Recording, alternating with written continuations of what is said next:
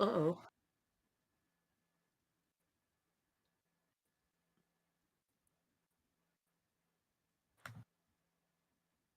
Uh-oh. Yeah, of course. Well, Of course. only hear middle. Wait, so they can hear, I guess, Twilight and us. Really? There we go. Twilight me, yeah. Yeah, but, no, I mean that's yeah. a problem. My headset, my mic sometimes has problems connecting. Yeah, no, you see, this is why you guys notice I was flapping there a little bit. I wasn't saying anything important because I always predict that something silly is going to happen. All right. I mean, at this point, I'm just used to scuff, and also the background is not showing up. So let me make sure that property. Boo. No, it's fine. It's fine. It's nothing. Kaiser, crazy. what happened? I became biblically accurate. Okay, I'm a tall lantern boy. Why is this Man, I'm the only one who is not a... What's the show called again? Smiling Friends? Smiling Friends. Yeah, I'm the only one that's not a Smiling Friends character. I feel a little bit out of place now. Yeah, you're a frowning friend, Oh. unfortunately. Well, I'm smiling. My character is smiling all the time. I don't have an angry face set up for There it her is. in this rig. Done. I got you. Ah, there we go. All right, I got it now. Okay, I don't know why that wasn't set up properly. But yes, all right. Everything is now hunky-dory. Hello, everyone. Welcome back to the Team JYCT podcast. I am your host, Raymond McNeil. Joining me, as always, is the wonderful Twilight Guardian. Hello. And the incandescent Kaiser Shonen. Oh my god, you gotta stop. Okay, before I look this up on Google, how's everybody doing? Hope y'all enjoy the show. Incandescent. Oh, Look, you emit light because it's actually kind of true. Well, yeah, especially with this mild definitely. So he is helping you expand your vocabulary bit by bit. Also, week it by means week. full of strong emotion and passionate. So, Yes. you know, that's I have actually a question because I made that. For those who don't know, I've taken these wonderful designs for us as Smiling Friend characters, and I've animated, or I guess created, little animated sprites for myself and now Kaiser. Kaiser, which version are you using the GIF for the second talking animation, or are you using the? Oh no, I'm using the different sprites for it. Okay, I wonder, is there a way you can change the frame rate on them? Because that you got to lower the, you got to, or I guess speed up the frame rate to get the flickering effect. It's something crazy. Like you have to have it at 60 frames per second, and then it has to be like every 2 frames it swaps between them. Well, don't try about it now. It's something to look into in the future. I don't know about this. How Rocky YouTuber handles. Yeah. You let's not probably belabor have that. to add the sprites over and over again in Leshy, and then also adjust the sensitivity for talking. Yeah, and Sterling Rose, I hate to Probably. disappoint, but no, MangaKamen could not make it. This is why we had to do a bit of a swerve today for our topic. Our full intent was to actually finish up covering Anthony's video. However, earlier yesterday, Periodic Pete was basically like, yeah, no, I'm busy, I can't make it. And then I was asking today, hey, MangaKamen, you gotta let me know. I'm about to release the thumbnail and everything. Let me know if you're available. He didn't get back to me. I released it, and then literally a minute later, he responds, "Hey, I know I can't make it today." So I was like, "Okay, well, I had set the stream up. Time to scramble." It's always last minute too. It's always last minute. Now, admittedly, I asked last night, but I would have preferred when he woke up and he saw the ping, he just said yes or no. That would have been nice. I would have preferred that. But I understand people are busy. Sometimes you wake up, you see the ping, you forget it's there, that sort of thing. I always have to leave things unread, and then I just have an annoying little red one in the corner of my screen for the rest of the day. But yeah, no, sorry. No MangaKamen today. We will hopefully be getting him back with Periodic Pete next week, provided they tell us. And but we're going to do something adjacent to the video we were covering, which is Shad's coverage of the video, because the legendary, infamous YouTuber Shadiversity not to be confused with another Shad that has garnered a reputation,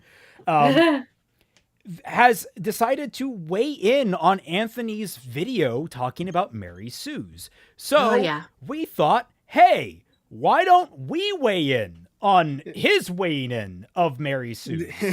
Why don't we see if his takes on this is better than his takes on the Keyblade? You know, I'm actually gonna be double checking here for a moment, because I want to make sure this is the correct video. Because I know Shad has done a couple of videos on Anthony, and I want. Well, Ant linked it. Ant linked it to us. Oh, did he? Was this the one he linked? I'm trying to make absolutely sure. Okay, that looks correct. Yeah, that's all. Also, Isa said for $10, oh boy, Shad, right off the bat, I don't trust Shad at all with Mary Sue discourse, given his book's lead is so much a Gary stew. And yes, and he is very, very angry about that. That is the thing. I was actually I accidentally biblically you guys. Why? Because I was checking YouTube on a different screen and it covered you guys up, so like the weird layering issue that streaming apps sometimes has. But no, so that's what's interesting about this. One, I have not read Shad's book. Twy is familiar with it. I know. I am very familiar with it. I have been trying to get Raymond to read it with me, not on Bad Fanfiction Night, because that is going to take us 12 years to finish. Yeah. But we haven't gotten to that yet because Raymond has been so busy with fixing Ruby, with his other project, and with some other smaller projects as well. Yep, I've been just around absolute craziness. So I can give a fun little update. Aside from one or two scenes, and basically just one side storyline that's been giving us a whole host of trouble, the entire script is basically done for Fixing Ruby Volume 7. It needs to go through review. It's I have Twy looking at it. I know nothing looking at it, so that we can get some good, well-rounded feedback going on. I would have Fatman look at it like I usually do, but he's pretty slow at covering things, and we kind of want to hurry along here. So we'll see how things plan out there. So expect some announcements in the next few, possibly within the next week. There's a pretty exciting major announcement coming. So everyone just be prepped for that. So I was going to say, the reason why I find this interesting is I do want to cover Shad's book. I've heard about it. I find it a little interesting. Some of the reports I've gotten out of it from people. And what I'm going to find interesting is I don't know who we're going to end up agreeing with more or less in this, because we were pretty critical of Ant's video. We covered it pretty thoroughly halfway through, and we plan to cover the other half. According to Ant, he covers about half the video in this. I think that's what Ant said. The first 20 minutes. So about where we left off. So it's going to be interesting to see if we're just like the third party that are like, children, please, you're both awful. We also have some interesting behind the scenes stuff. Anthony has already posted it, I believe, on his Twitter or on his YouTube. But apparently Shad has been a naughty boy and deleting comments. Oh, yep. And he sent them to us. Yep, I'm actually going to load these up for later in a different tab. So you guys will be it's so good. Where am I clicking on these things? So, first thing is I don't think... Have we ever seen Anthony delete comments? I don't think we have. I don't think we have, but also I'm pretty sure that he is of the camp of it's good for the algorithm no matter what, because it gives you a boost on YouTube, engagement. Whether or not it's good or bad as a comment, it's still doing something for your video. It is still putting it out there. It's still saying that your video is relevant, and Anthony knows that. So I don't think that he would do that unless if it's deliberately kind of bad. Yeah, And like spam or harmful or something like that. In terms yeah, of like, and you know. I think that I've accidentally deleted 2 of my comments, which I feel really bad about. But for the most part, like YouTube does censor some comments anyways, and I think that those are the only ones that I don't really allow on my channel. I was gonna say, because Lucas Men asked, "Are you guys friends with Anthony?" I think it's safe to say we're friends with him at this point. Now, let it be said, we very much. I mean, we started our friendship by being vocally disagreeing with him. Yes. In fact, we think that some of his takes were. I mean, I thought especially one of his takes was egregiously bad in terms of like legally threatenable in terms of like a very very poorly said thing. Yes. So like I do not confuse the fact that we're going to be going easy on Ant. In fact, if you watch our last stream, we were not easy on him at all. He had some really wild takes and some really bad argumentative styling.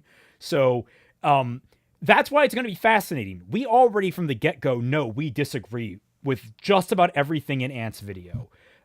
So watching Shad break it down is going to be interesting because he has the potential to be right about a lot of things, but also the potential to be wrong about a lot of things. Or the more interesting thing, right for the wrong reasons. Yes. And I think that he will be probably right for the wrong reasons, because I do not trust Shad whatsoever on this topic. As far as I can throw him, which is not very far. Well, of course, given, you know, I'm not. Him, but keeping that aside. No, I'm not. I mean, yeah, sure, but I was making a joke about how I don't have any muscles. Okay. Yeah, and to be fair, he's a little bit of a heavier out. set guy. I don't have any faith I'd be able to lift him, let alone throw him. Yeah. But like what we're saying is that there is a chance that Shad will be what I like to call intellectually lucky. Okay. Yeah. Lucas, while I have you guys, are your thoughts on Mahler and EFAP? Okay, well, I mean, generally speaking, I like Mahler and EFAP. I have issues with them occasionally, but like I generally find them entertaining. I think Kaiser likes them generally, and then Twy has her issues with them, but I don't think she hates them by any means. I find their takes interesting sometimes, but they do grate on me if I watch too much of them. So they are an occasional treat, or else they will become insufferable. Yeah, and I'm actually experiencing that right now. I have made it only inches into their second video on Arcane, which, considering the amount of detail we go into, but they're so negative on it. And I understand why. It's a very disappointing circumstance for a lot of people who were into what a lot of Arcane Season 1 brought. But man, it's like there's a lot to appreciate in Season 2, and I feel like there's not a lot of grace being given. And like it could be better in that regard. So, you know what? It's fine. I love him. And in fact, Lucas, I have appeared on EFAP. I think it was episode 51 or 2. I think it was episode 51. It was like right after one of their anniversaries. Yeah, it was around there. I was there for like 20 minutes. But like, yeah. And you were doing nothing but like fangasming the whole time. It was funny. Well, partially that, partially trying to like play middleman between them and Fat Man, because Fat Man wasn't awake at the time, and like he also is like turned down going on them later, and it's like I'm just like, I want my friends and the people that I actually like watching. I want everyone to get along. I'm generally of that mindset. You want to ship them, Raymond. That's your shipping brain talking. What? No, it's just my people brain talking. I would prefer people get along. I really hate it when it's fair. Like you meet someone and like I've encountered this once or twice. You meet someone and you just know we're not going to get along. It's not like anything necessarily like they said or did. It's like there is some vibe about them that you just know you don't vibe with, and it doesn't work. I try not to let it bother me, but someone, I know someone that hates me unnecessarily because of that. Someone is sad that I don't have a Pim version of me. I'm sorry. I'll work on that, but that's a little bit harder because Pim has like those wacky eyes that I think also kind of animate. They have like little, like the extra squiggles in the outline. Yeah. Also, sorry, chat says Neuralities came back, Rooster Teeth came back. What? What's next? The CW Batwoman show. Yeah, Neuralities is back. Oh, Apparently. geez. She made a video saying, "Hey, I'm back." I haven't watched it yet, but yeah, I guess she's around now. Oh, So man. that thing that Lily said about the internet kicking her out, that's even more untrue now. Oh yeah. Also, if because someone brought it up, and this will be like our last tangent before I think we get into the meat of things. Bernie Burns has returned and purchased Rooster Teeth once again. Ugh. It is under his ownership, which is huge. For one, they've gotten rid of that ugly fucking logo. Thank Christ. They've returned to the old logo, but like a neon style to it, like it's a neon sign, and it's kind of nice. I actually really dig it. It's a good fucking logo. They should have never gotten rid of it in the first place. But yeah, Bernie Burns, he had. If you check Rooster Teeth's YouTube page, there's a video where it's just like a 40-second video where he drives up to the studio, unlocks the door, walks in, is like, "Hey guys, I'm back with the milk. Why are the lights off?" And he turns it back on, and he's like, "What the hell?"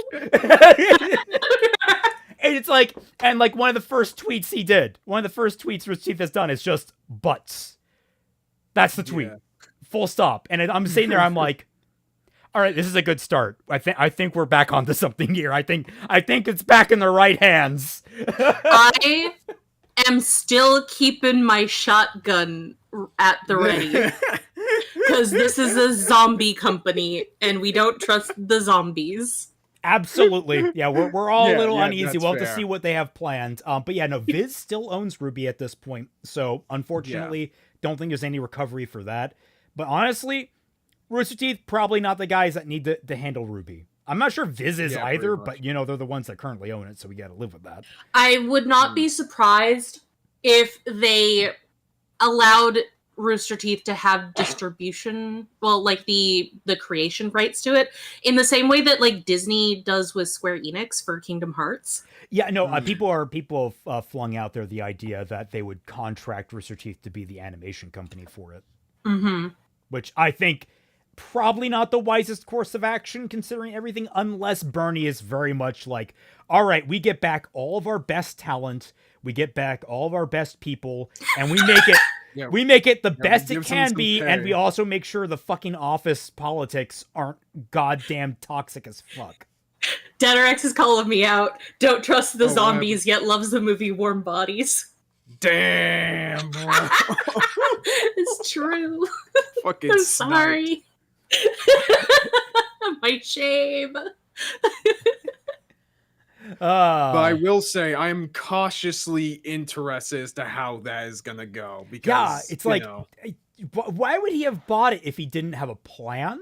Like that feels like if he didn't have a plan going into it, but what he wants to do with it, then why? Like that seems like a really poor investment.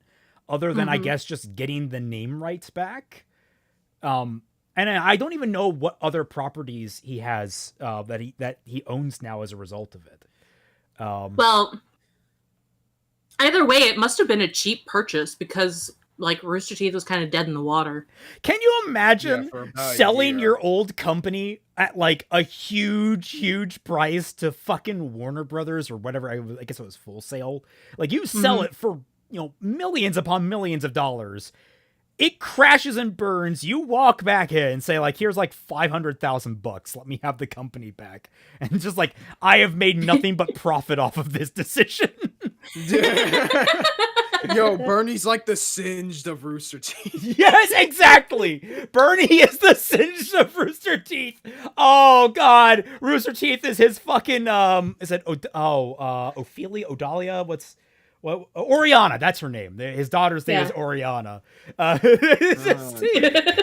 my God, it actually is. It dies, he comes back, he revives it with like bullshit magic. Didn't Bernie partially ruin the company in the first place, or did I mishear? I think he was there when a lot of the bullshit was going on, but like my interpretation of that is that he basically was just checked the fuck out. Which is also, it's still neglect, but it wasn't like active participation. But great part. There's a lot we don't know about the behind the scenes stuff. Unless somebody can fact check us, of course. Then, there's not a lot we can glean from that. Hey, I know didn't talk on video yet. Did you see that Shad try again to run away from saying Mario was woke, lying again about the Jack Saint video? I have not. No. No. What? I didn't know he lied about the Jack Saint video. Oh. That's surprising to me. I don't know how you can lie about Jack I Saint, knew but about I that. remember. I knew about that, but like Okay. I thought that he had like kind of apologized for saying that the Mario movie was woke and then tried to like hide with his tail between his legs, but nobody would really allow him to. So is he like going back on that now and like showing his true colors or whatever? People are like, how is Mario woke? Is it because of Vivian? Because it is no, it's because of I think Peach, like the Peach design they used for her and her being kind of a badass. I mean, I have not seen the Mario movie, but one, I understand that Peach does eventually get kidnapped, which, you know, that's kind of the point. And then it's both Mario and Luigi have to save her. It's like Luigi is the damsel in the first half, Peach is the damsel in the second half. I think that's fine. The way I hear it. And then secondly, it's like, oh, she wears this go-karting outfit, which is in, you know, Super Mario Kart. She wears that outfit for a lot of the movie. It's like, that's not... I mean, I would prefer her to be in the dress the whole movie, but you know what? It's not really the biggest of deals. It's just it's fine. She wears other clothes in the games depending on what they do. You think that she wears a dress while playing tennis? Yeah, it's. I mean, that would be a power move. Well, I mean, okay. In fairness, she wears a dress in Super Smash Bros. When she's literally kicking ass. So I mean, I feel like that woman could wear a dress while playing tennis. Just putting that out there. Yeah, that is fair. However, you know, as a really girly girl, I would imagine that she likes to accessorize and all that kind of stuff. I really actually love the Princess Peach game where she gets all those different costumes. She looks really cute in a lot of them. Those look really nice. Spoilers, Peach saves herself in the movie. Okay. And she does that in the Paper Mario games too. So Shad hates women wearing pants. I know that he hates women wearing pants. I know. I am very aware. Okay, like I think Shad needs to learn is that like I prefer women wearing skirts. Yes, fair. But you know what? Right. Women wearing pants, perfectly fine. Women wearing no pants, even better. You get to look at women, Shad. You get to look at women. I'm joking. This is a joke. For the record, that is an actual line from someone defending the 8th Star Wars film. The Last Jedi. It's like, who cares about all the women in the film? You get to look at women. And everyone's like, what the fuck? It's one of the weirdest arguments. Yeah, Kaiser, women, let's go! Apparently, Shad thought Mario was woke because Peach had pants because men wear pants and women don't. Yeah. But I remember that whole debacle. But if she wore shorts because they're comfy and easy to wear, would he have a problem? Because they're not technically pants; they're shorts. Different category. But they're men's clothes, Raymond. Stop it. All right, but so how does it work with skirts? How does that function in that?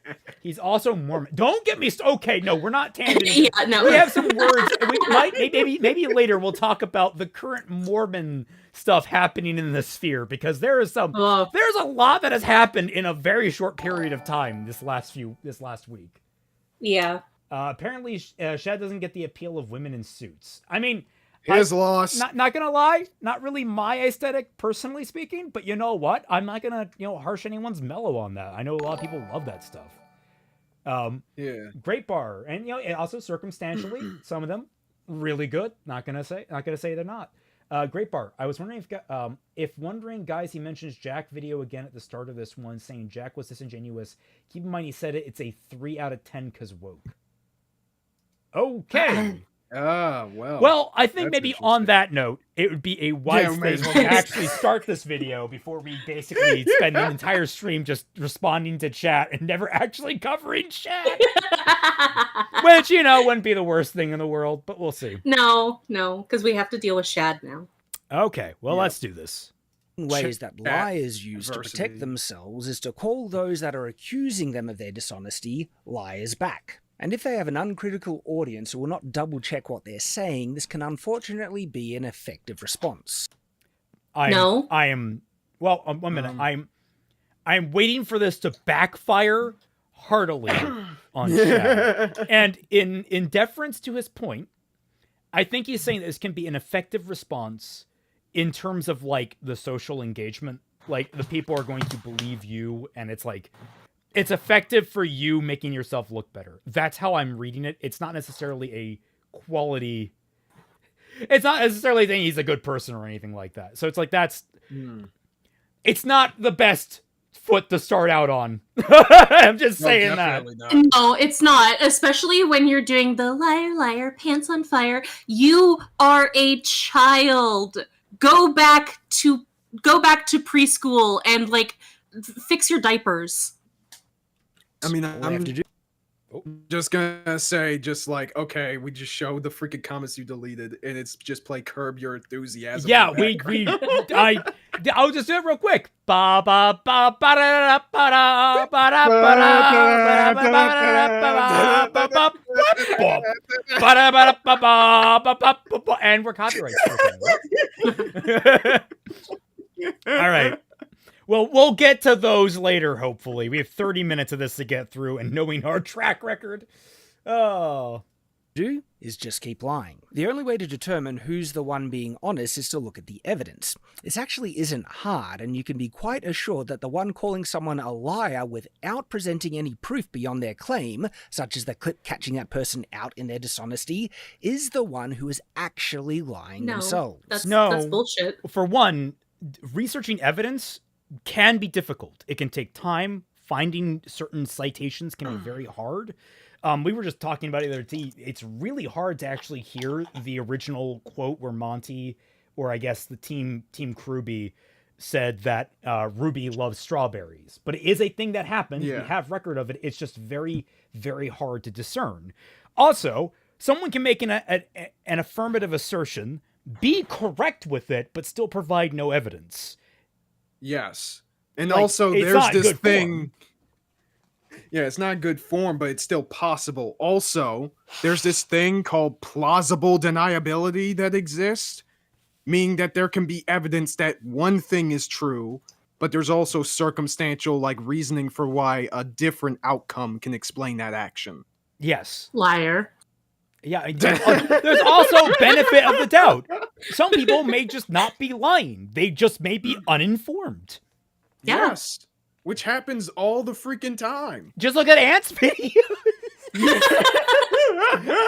Yeah, like as much as we criticized Ant, I don't think that he was making that video to be malicious. I Right. do think that it is really sus that the majority of criticism terms that were invented by women are the ones that get dismissed the most and say that they are invalid terms of criticism. But I'm not going to say that, like, Ant is sexist because of it. Sure. I'm He's not going to one of them say- there misogynists. Yeah, no. I'm not going to say right off the bat that anyone who says that any terminology for criticism in art created by women, that being invalid, I'm not going to say that anyone who says that are automatically sexist. It's even funnier seeing it written out, Yeah. misogynist. It's like kind of a cute word now. Misogynist. Misogynist. Play.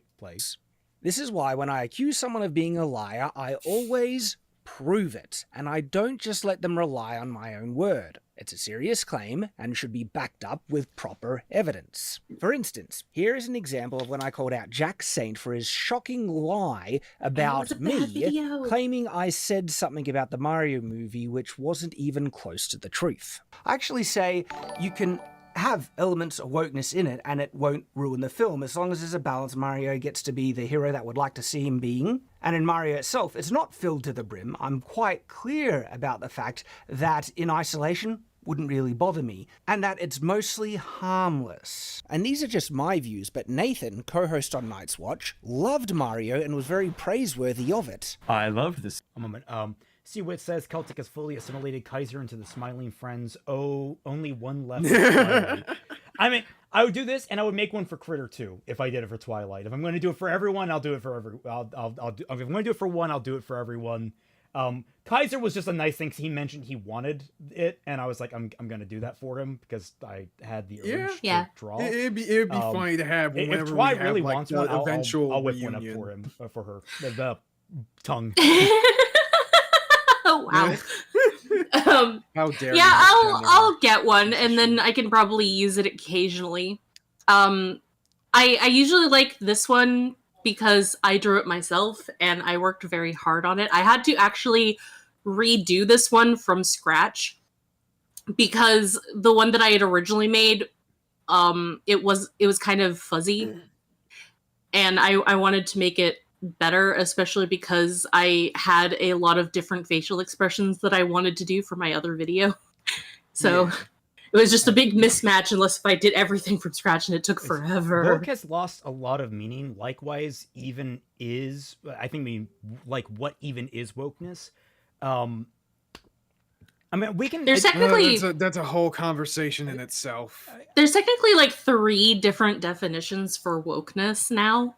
Yeah, the way I typically take it is where you can clear...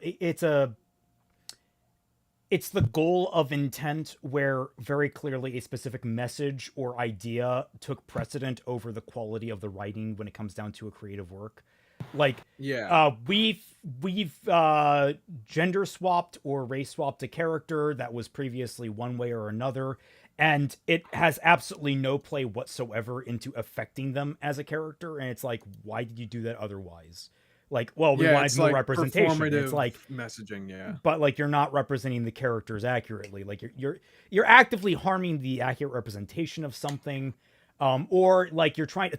Batwoman is just filled with this, where they keep making these wild claims about racial politics, and then absolutely doing nothing to support them, offering no like alternative to like why things may be the way they are from like a pragmatic point of view.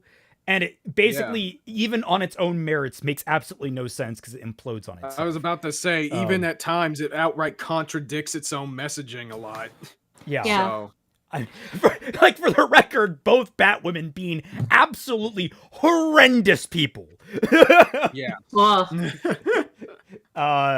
So yeah, no, that's or you know, they another good example of that from the same show. They will tear other characters down to prop their own characters up. Now that's not unique to wokeness, but you will see it a lot with wokeness.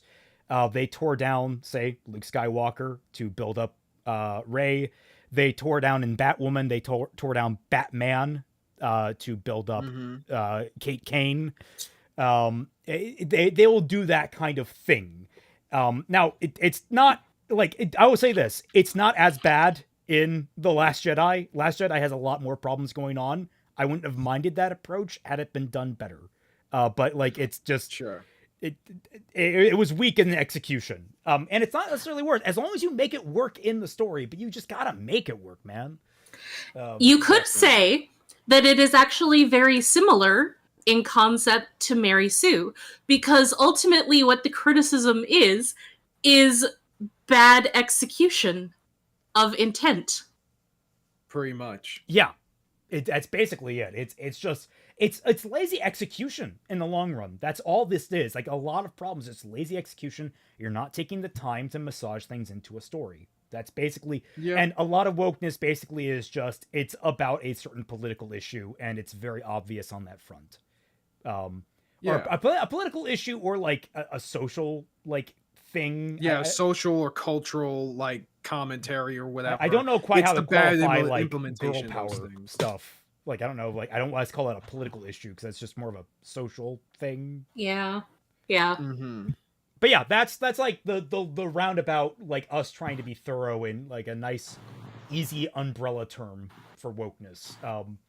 But yeah, no, it's complicated.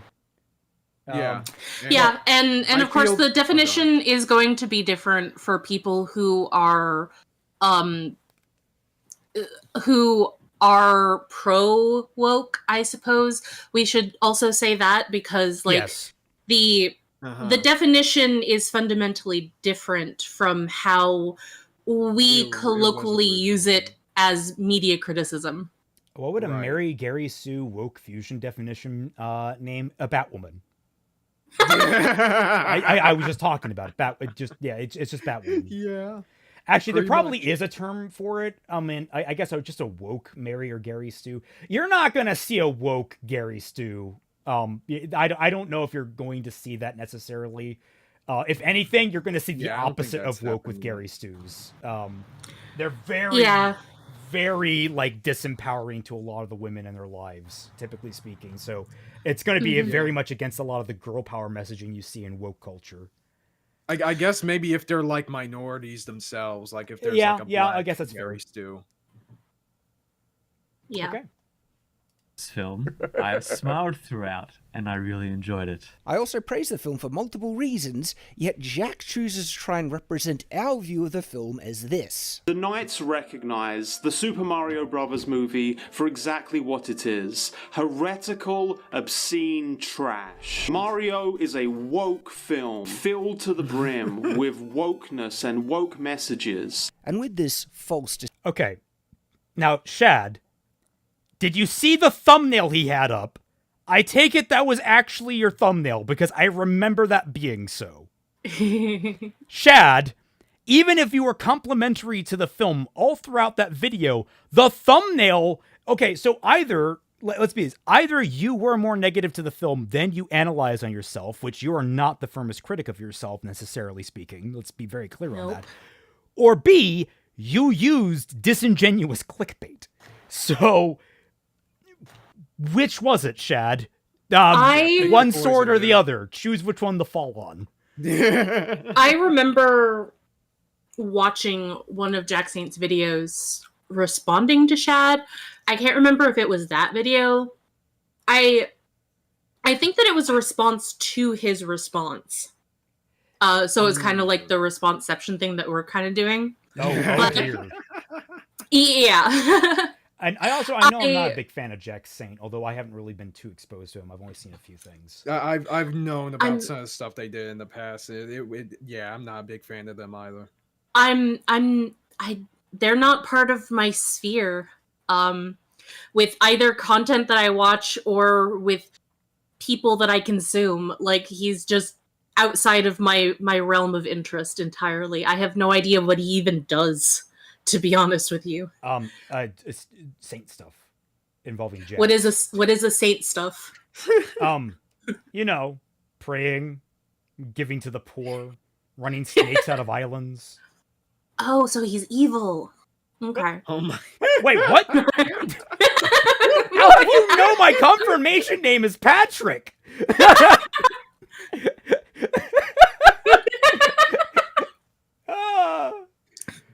Fucking Lord. Anyway, I remember that video just like absolutely dismantling Shad's response to him, and like how much he had deliberately misinterpreted things that Jack was saying, and had also brought receipts for it, and like was able to thoroughly, in my mind, kind of prove that what Shad was saying was disingenuous, and he was editing his video in a way that was disingenuous. Okay, everyone, hats off. And remember, CTF2 Fort has died in Balatro. Everyone, Oh no. F's in the chat, hats off Shit. for a fallen warrior here. What is a Balatro? It's like I've not played it yet, but it's basically a roguelike poker game. It's I'm actually kind of intrigued by it, but I just haven't had the time. I've actually been playing more so Magic the Gathering Forge, which I expect you guys should all check out. It's really neat. It's a really good indie cool. game. Greater Bar says, so I think it's best to look at Jack's first video on Woke Mario, as it was very clearly Shad mentioning his opinion on it. I think people point out that Shad's commentary on Woke Mario was from his trailer reaction. Yeah.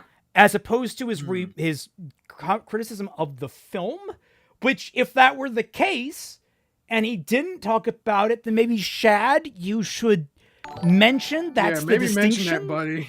Like, Yeah, but that's the thing, though, is that Shad makes all of these assumptions and goes into the films already kind of hating them. He did that with Mario, and from recently what I understood, he's also doing it with the new Superman movie that's coming out. He made a whole bunch, he practically made fanfic out of what he saw out of that trailer. Just assuming things that he has no right to know what is going on in context within that film.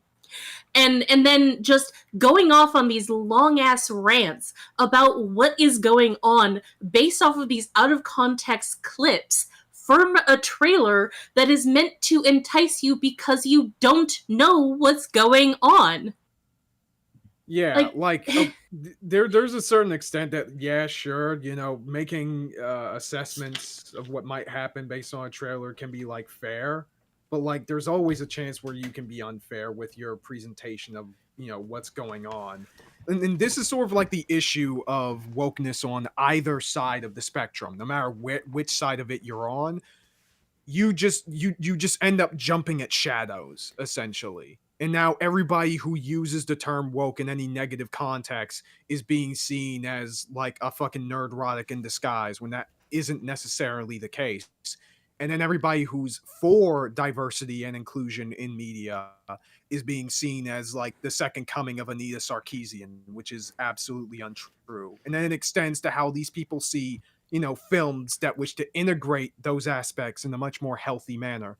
And I feel like Shad probably fell into that in their trailer reaction, which is why a lot of people had the reaction to that.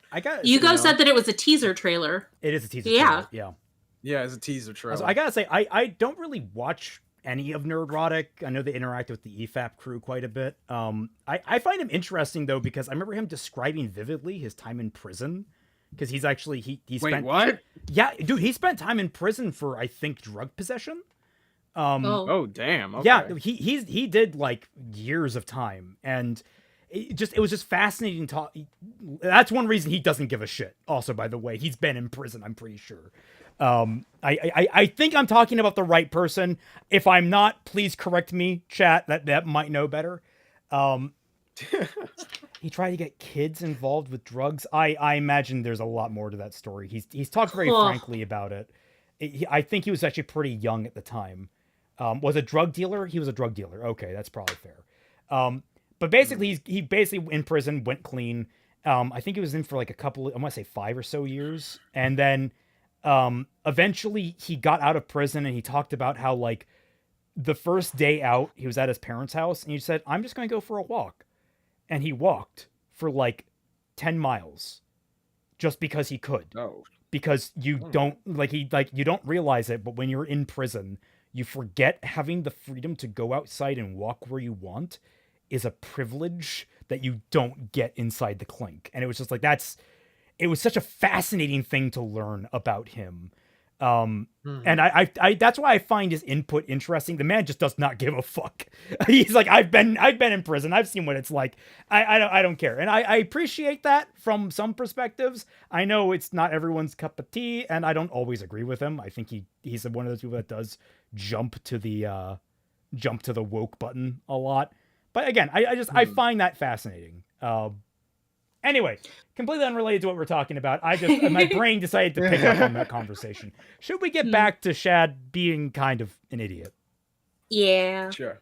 Deceptive summary of our supposed opinions, Jack chooses to use clips from our reaction to the Mario trailer, which we filmed well before the Mario film was ever released, and he presents them as our views of the film, which is extremely deceptive and dishonest. What I want to re-show you right now is some of those clips that I've already shown of myself expressing my actual views on the level of wokeness in the film, directly back to back with what Jack claimed we said, just to emphasize how full of it he really is. Where in isolation, it probably wouldn't bother me as much, but I think kids will love it. In terms of, is it a good family film?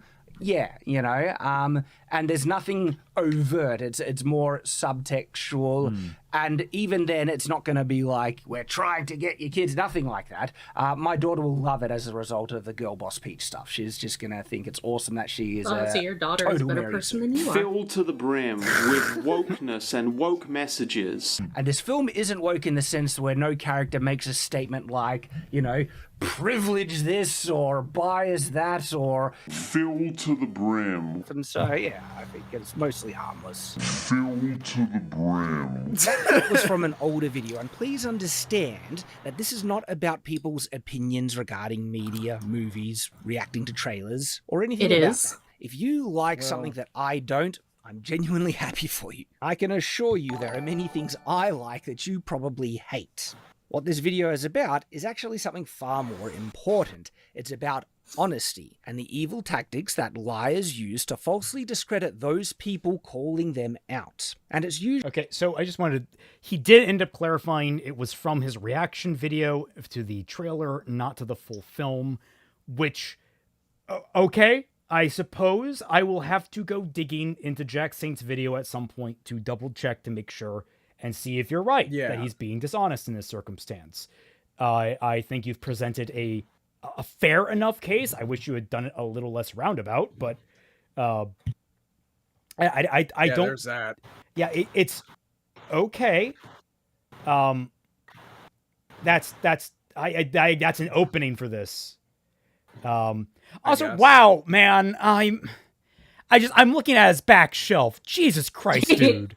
Just so much fucking of your own book. I don't even have a copy of my own book right now. My sister has it because she hasn't read it in a fucking year. Yeah, and like not only is it like multiple different copies of his book, but it's also like because he did a Kickstarter so that he could just automatically turn his book into a graphic novel.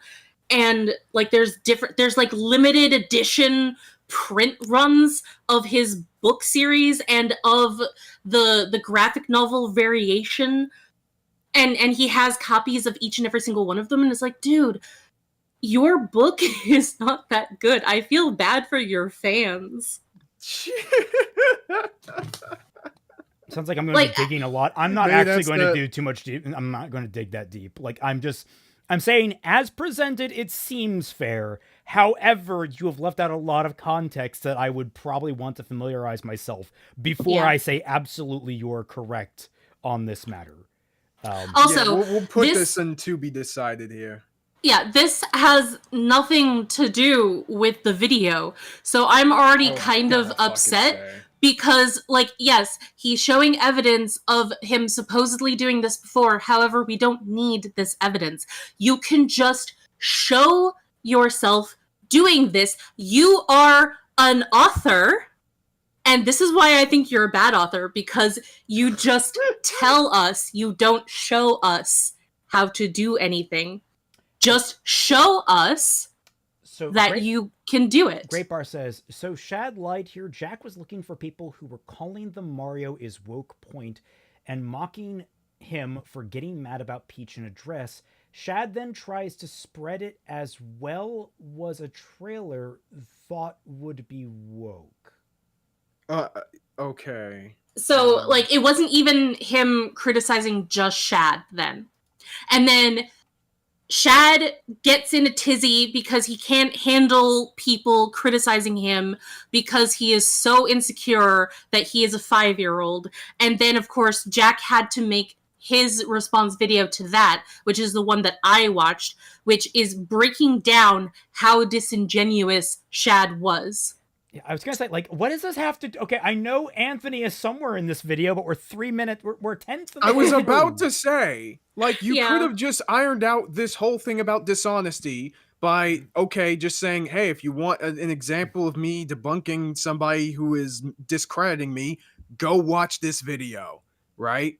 That freaking simple, takes like less than a minute to say. And then we could just go to the main topic. Also, That's you're covering 20 minutes of video in 30 minutes. Okay. Well, I suppose you could.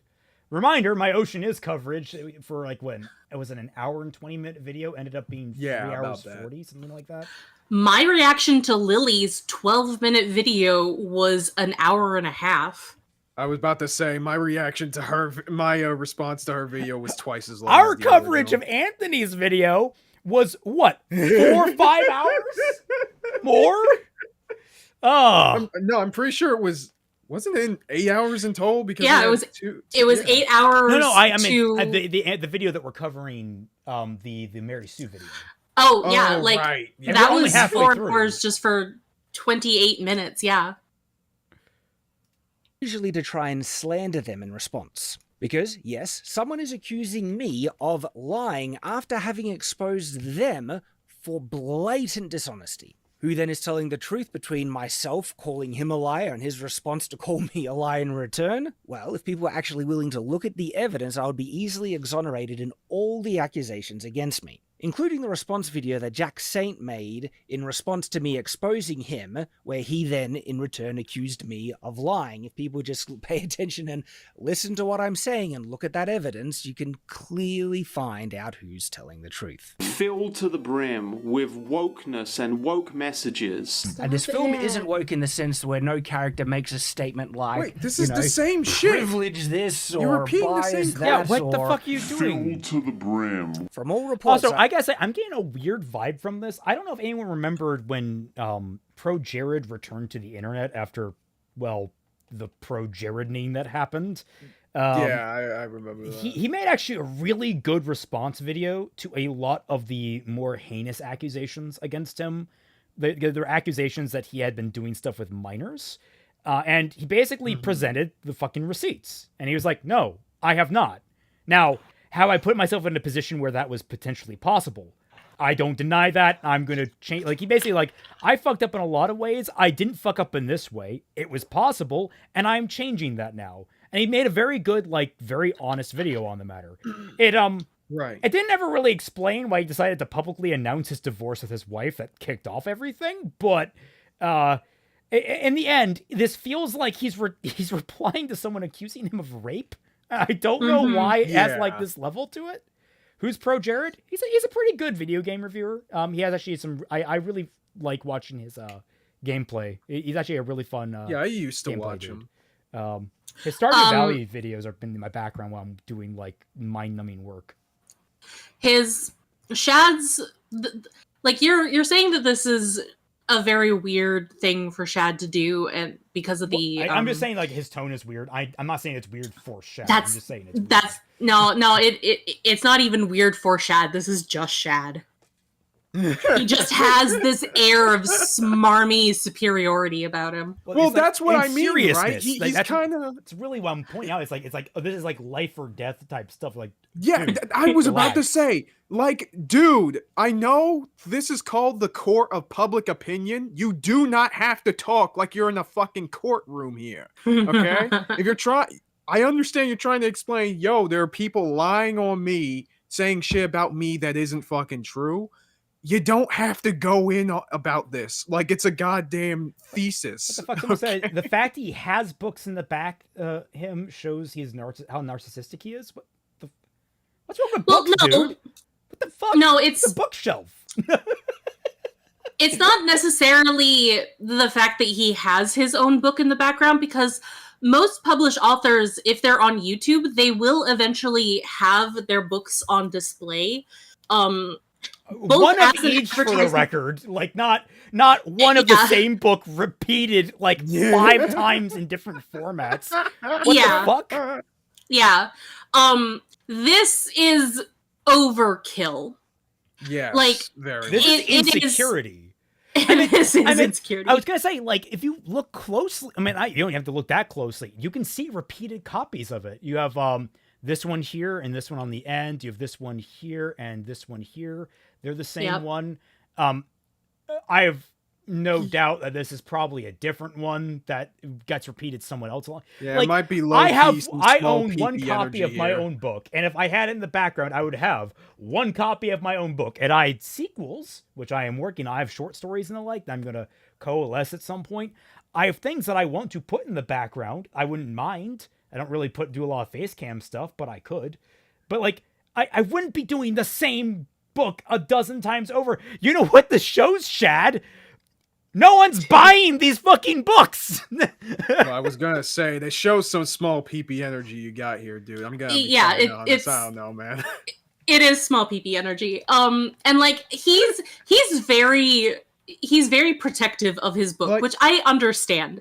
However, what we have discussed with Ant in the chat before is that like he thinks that his book being successful because he is a big YouTuber means that the book's quality is good. When that's not the case, that just means that you have a lot of simps, a lot of fans that will buy your book no matter what. That doesn't have anything to do with the quality of the book.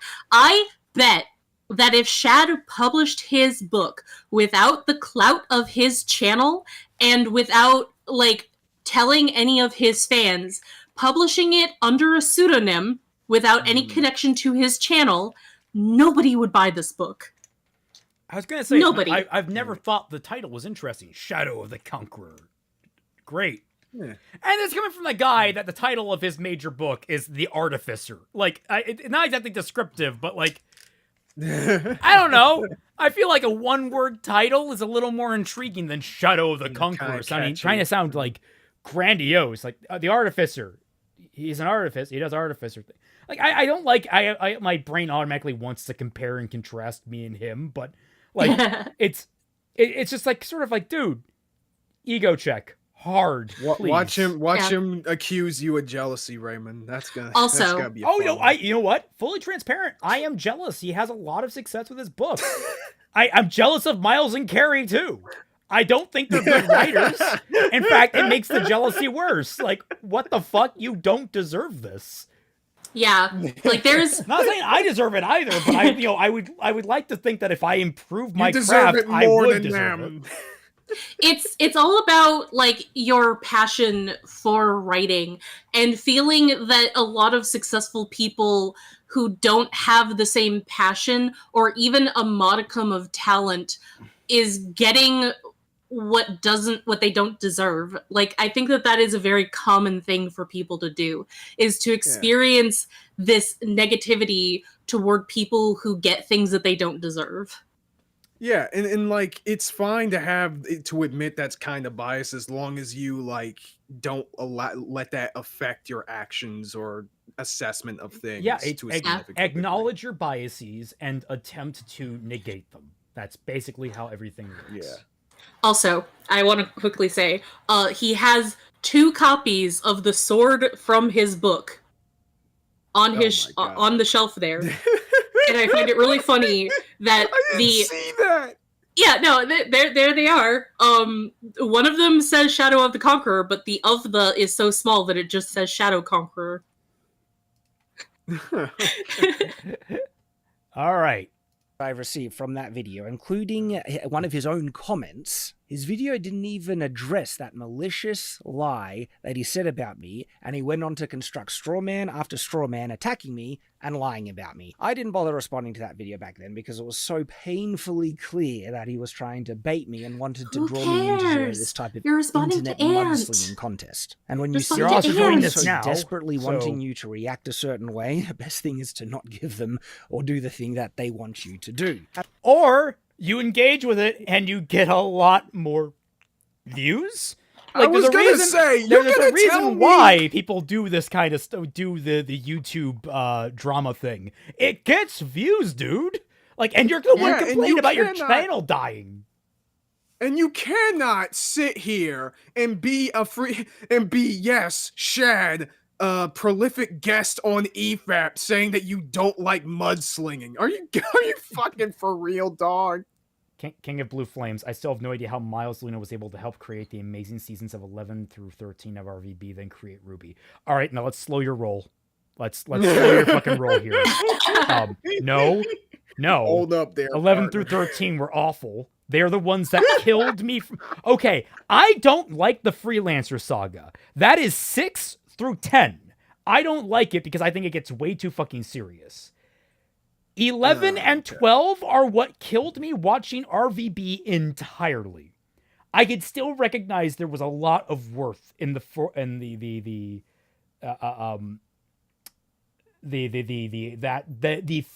through 10 saga. Why am I suddenly blinking? But like, no, there was nothing of worth in the Chorus saga. No one likes it. Everyone marks it as the death of RVB. So yeah, no, Miles did not deserve it. Does not deserve benefit there. Having said Also, oh, sorry. I was just going to quickly. I was just going to quickly say that some writers are better at some things than others. So, like, Miles could be a good comedy writer, but he might not be a good adventure writer or whatever. Yeah, and that's fair. Yeah. That's what I've always said about him. But speaking of these guys, anyone watch the Red Ranger Gets Isekai anime? Oh, I need to. I need to watch it. That was fun. Said that, I still might respond to that video in the future sometime, because lies deserve to get exposed, and I should defend myself. What's interesting is that a very similar situation is currently underway, where an online ideological activist posing as a media critic has tried criticizing me for my thoughts in the recent Superman trailer, where he constantly lied about what I was saying in my initial reaction, and I called him out. His response is to continue the slander, double down, and lie even more. Claiming that I can't take criticism because people can't. You can't. It's just fair. Like, okay, look. I actually don't think receipts. you're wrong about Anthony being very much driven by his ideological beliefs. I actually very much agree with you on that way. It's one of my big issues with him as a critic. But you know what? It's still his perspective, and I can value it as that way and have fun making fun of him when I think he's wrong. That's okay. But like Shad, you're lying to our faces. You are horrible at taking criticism. And as someone who does actually feel pretty bad when he gets criticism, you have to swallow that. Like, it does feel bad. Yeah. It sucks getting criticism for something you think is good or fun or inventive. But you're going to get it. You're always going to get it. You just gotta be, and you can't be a bitch about it. Yeah, like, fucking glass houses, buddy. You are so bad with responding to criticism about your book, let alone with literally anything else, that people were clowning on you even more for the fact that you don't respond well to criticism, especially in the book community. Like, I had to tell Raymond that he shouldn't respond to criticism that he got on Goodreads, because Goodreads is the space for readers to talk about their experiences with the book. It is not for authors to communicate with their readers. And it is bad form to do something like that. You, as an author, have just automatic more power than any reader. Therefore, you need to be very careful when it comes to criticism of your book. And the best thing to do with it is just to not publicly respond to it. You can bitch to your friends in private about it as much as you want to, but you shouldn't put that in public. And you have, and people make fun of you for it. If you're going to respond to criticism, acknowledge the criticism, acknowledge that they may have a point, and try and do some analysis. And whatever you do, do not try and ascribe motive to it. Always try to see if there is a genuine underlying fault in the writing. Now, sometimes that will spiral down into, well, it seems there's a difference of opinion. You don't like it, I happen to like it, or vice versa. And that we can walk our separate ways. I know Twy and I have plenty of disagreements on that level. It's perfectly fine. But like, there are some times you get down and like, oh, no, mechanically speaking, this completely fucking crumbles under its own weight, and I have not done the proper work needed to either leave it vague enough so it's like a sandy, like, shore that it can rest upon, which, you know, not the wisest of choices, but it is functional, or you have not built a solid concrete foundation, Like you have to actually self-analyze there. And bitching about it is the worst thing you could do, because all it gets you is more attention from people who are going to criticize you even harder. Right now. Which is exactly what happens. Which is exactly what has happened to so many of the directors and movie studios of the many films that you've made fun of, that you probably commented on so far. Like all the shit that freaking the showrunners of Rings of Power had said about the fans that weren't okay with the direction that show was going for one reason or another. You rightfully called that out. I remember that very distinctly. Aiden Yet you're Hughes, doing the same shit. when are we getting the Twi versus Celtic arc? Look, I'm pretty sure we've already argued about Kyrie on screen. Yeah, we have. Several times. That is the Civil War arc. Okay. Well, like, I have, for the most part, actually gotten Raymond to agree I'm with convinced me. about the writing quality when it comes down to the majority of the series. It's where I think we disagree, because she doesn't think there's a lot of seeds that could have been further used from Kingdom Hearts 1 and some of 2. Like we disagree on like interpretation of her early character and where it could have gone, and I think that's really the heart of that, and that's not the biggest of issues. Yeah, Raymond thinks that there is a lot of stuff that you could build from Kyrie based off of the 3 minutes that we see of her on screen at the beginning of the game, and I think that he's writing a lot of fan fiction, and we disagree. That's fine. And to be fair, I wouldn't have to write a lot of fan fiction if Nomura would just write the actual fiction to begin with. Yeah, Yeah. we can both agree on that. Yeah. Nomura can be very frustrating as an author sometimes. When am I streaming again? I was actually trying to stream last Saturday, but then I can't remember what happened that... Oh, I think it was my sleep schedule again. Like, I've been getting at it with my sleep schedule again. But I think that I'm getting it sorted out, so I'm actually awake and like functional during the daytime. So I can probably do it this coming Saturday.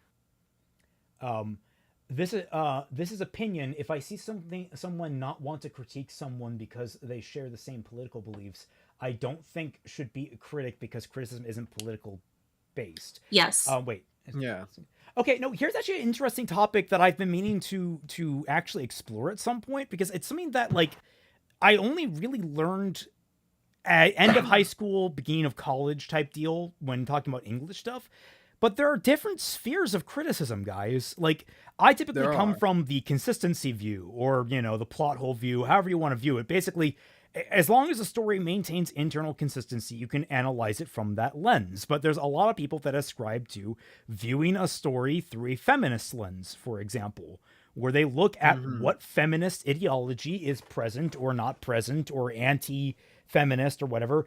You can do that. You can ascribe, hey, I'm coming at this from an anti-woke perspective. I'm coming at this from a woke perspective. I'm coming at this from a historical perspective. I'm coming at this from a meme perspective, from a comedy perspective. How many good jokes are there in the story? Like, as long as you name your criteria when going into an analysis, and you have to be upfront about it. Yeah, be upfront about how you're approaching it. But once you do, then you're good. You're good to go. Yeah. Right there. You just maintain consistency with your own perspective. That's all you need to do. Yep. Also, Josh says, I thought the Civil War arc was Twi forcing Raymond to do a breakdown of Eureka 7 AO. No, that's just us all in hell arc. Yeah. And on a related point, Josh Thomas Moore knew, oh God, no one tell Yuri, oh, my girlfriend decided to make me suffer. She told me Zell made a video on Witch from Mercury. Oh no! All right, a minute. I gotta. Do I have to watch Witch from Mercury just so that? Yes, you do now. Yeah, I'm just. How many episodes is that? Like 26, 24? Yeah, it's about 26. Okay. I can make that happen. Wait. Did he? Where is it? Where is it? Or is he making one on it? It's like it was an announced thing that he was doing. How'd you figure this out? Or how did your girlfriend figure this out? Lower, he says. Lower? When did he make this? Probably when it first came out. Oh, wait. I think I saw it. I think it's raise it up a little bit. I think it was above like the video that had Robin on the thumbnail. Oh, Zell, fix up your fucking anime in thumbnail, review: dude. Mobile Suit Gundam: The Witch from Mercury, A Tale Intertwining Destinies. Okay. It's 9 minutes long. Okay. Huh. Yeah, we can get 4 hours out of that easily. Yeah. Maybe we'll have Yuri on. That'd be interesting. I don't know if he's very like sociable though. So it's from 2 years It's ago. from 2 Jesus years Christ. ago. Okay. Damn. Dang.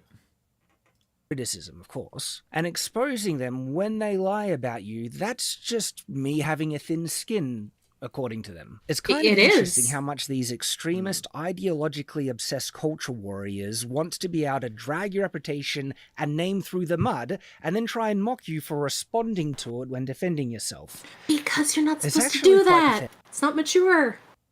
Yeah.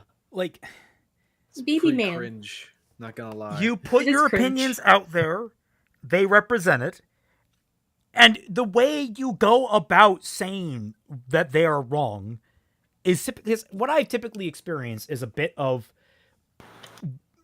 basically dissonance.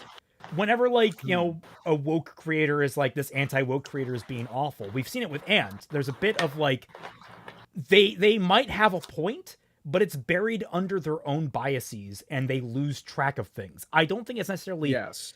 I don't think it's lying. I think it's disingenuous, maybe, is the... there's a better word for it, I think. But it's like... Yeah, I it's would not I a would call it lie. like... Yeah, I would call it like ideologically compromised. That's yeah, how I think that's probably the describe it. best way to put it. Yeah. Or it could be emotionally compromised too, because I think that Shad is both ideologically compromised but also emotionally compromised. I think that Yes. he responds very knee-jerk when he needs to like take a breather and like sit down Tunnel vision's a good way to after put it, yes. sit down after like Yeah. a week or something and then take a look at something objectively without putting his own emotions into it, because Yeah. like we all do that. I know that I'm guilty of doing that. There have been a lot of criticisms that I've gotten either in my art or my writing or whatever that I argue with my friends about, and then like the next day I'm like, yeah, but they were right though, even though that I yelled at them for it. Yeah. Celtic, have you seen the new trailer for the new Gundam yet? I actually am. I've seen it. I've seen a couple of the trailers. seen I it. am super hyped for GQ. I'm actually really excited for it. I actually really like... the design at mixed first was on it. weird, but then it really grew on me. I think it's just the color coordination needs a little work, but about it, I'm actually really hyped for it. It's an interesting premise. But on topic though, like I would absolutely agree that he's emotionally compromised because again, as CBF said in chat, he sounds like a fucking lawyer defending himself in court. Yeah. Like, I'm not a... I take a little bit of exception to that because, like, honestly, if I saw a lawyer doing So this in moralities. court, it's like he'd be laughed out. No, this is a guy who thinks that he's a lawyer, is like playing pretend lawyer on stream for the world to see.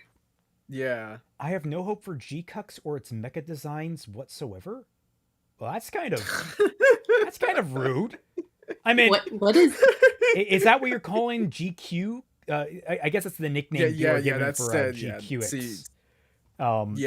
That's what for And to be fair, the name of the new anime is fucking weird, guys. I don't... Why do you It is need that very many weird. U's? My God. So G-Cux is the common nickname. I'm not Yeah. gonna call it G. I'm just gonna call it GQX. But no, I was gonna say, Witch from Mercury, solid first season. Second season needed a third season. That's what it needed. It needed another season. Oh, on so top like of itself. IBO, got it. Yeah, apparently it got the same treatment. Pathetic. And it's also kind of funny because in reality, I rarely respond to these activists who are constantly attacking me. For every That's video not where true. I've bothered to respond and defend myself to all these hit piece videos and attacks, there's like 40 other videos that I've just ignored. And one of the That doesn't mean you don't spend. It's about how much time you spend responding, not necessarily how much time other people have spent. Just because there's a whole wave of people, like, that's also not a great sign, is it? There are 40 fucking videos covering one topic that you did responding to you, Shad. Like, at some point, there's someone in there that has to have a fucking point, right? Like, just by sheer numbers, right? Yeah, like, it's by sheer, like, the statistically, that has to be true on some level. Like, I'm not saying it's impossible for all these people to be lying on you, because, like I said, everyone on each side of this whole woke, not woke debate is ideologically compromised and fucking cucked in different directions. So I don't doubt that, but, like, I don't know, man. Also, nice your actions here, it's so weird. Nice pause game, Raven. Wait, what? Wait, is it his unamused face? Yeah.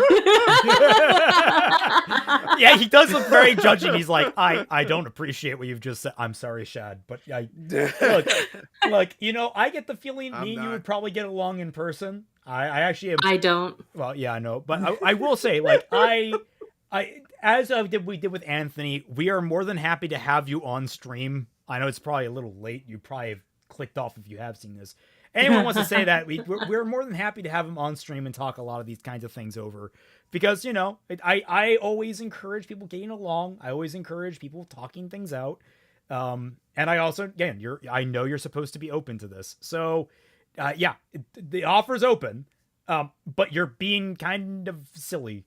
Being a bit of a silly here. Being big silly.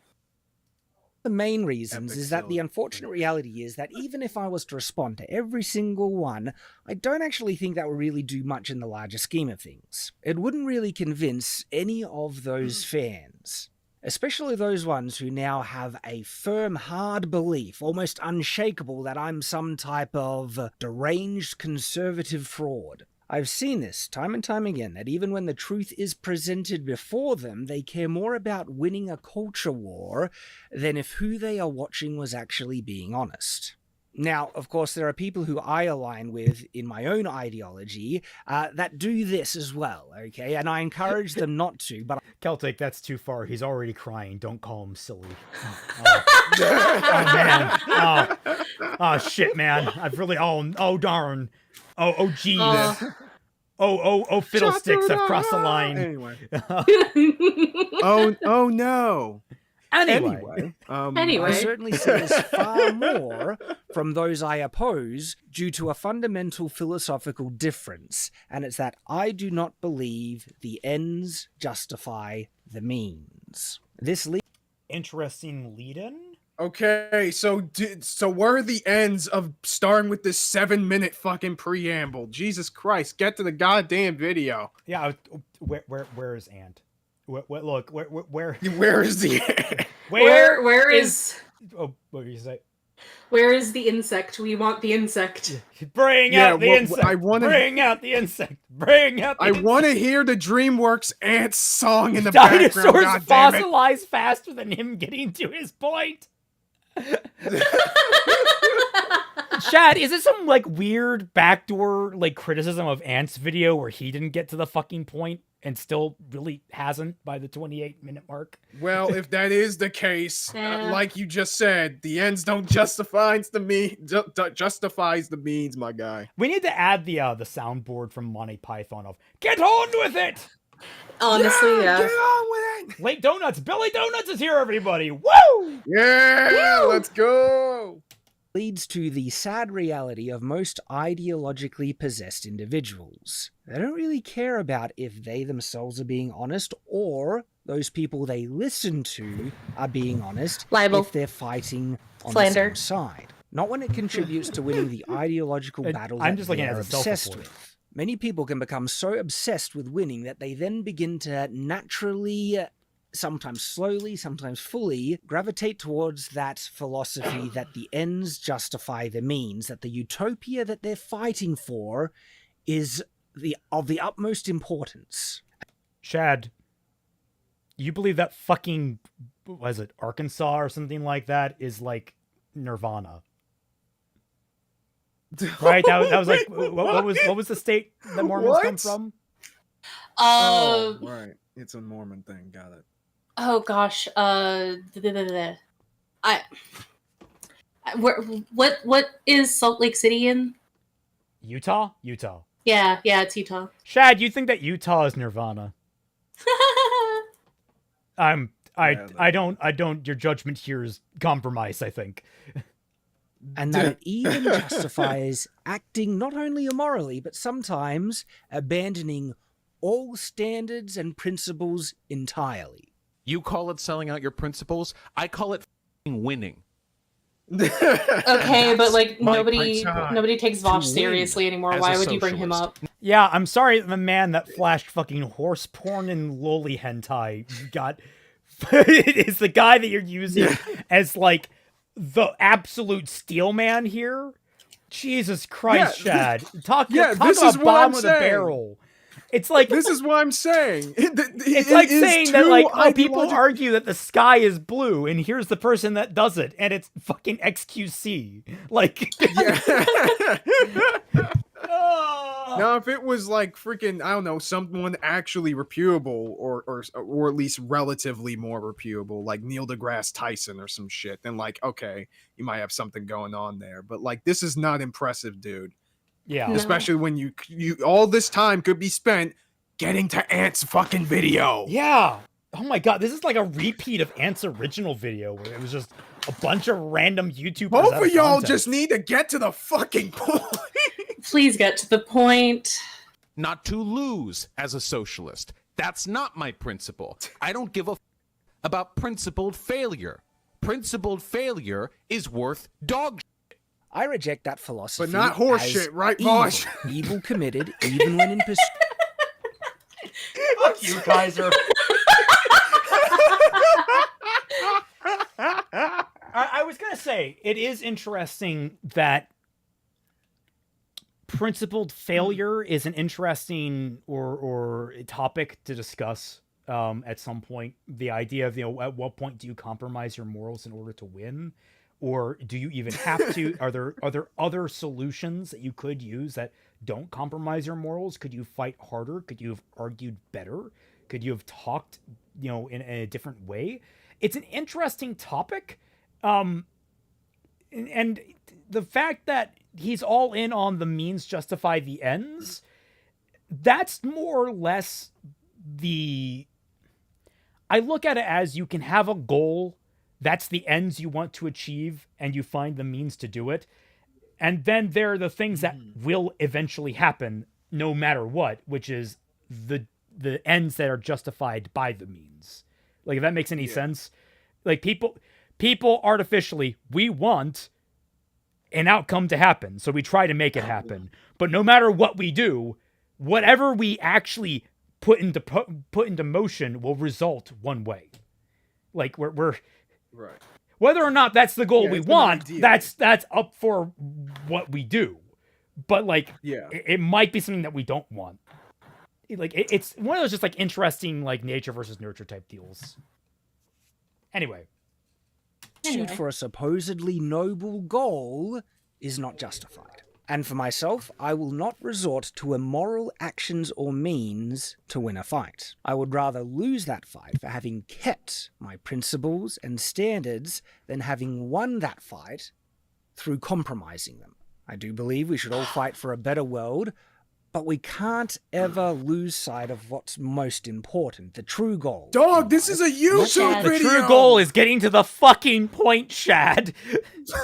Also, did you hear what he said? He says he says that it's bad to compromise.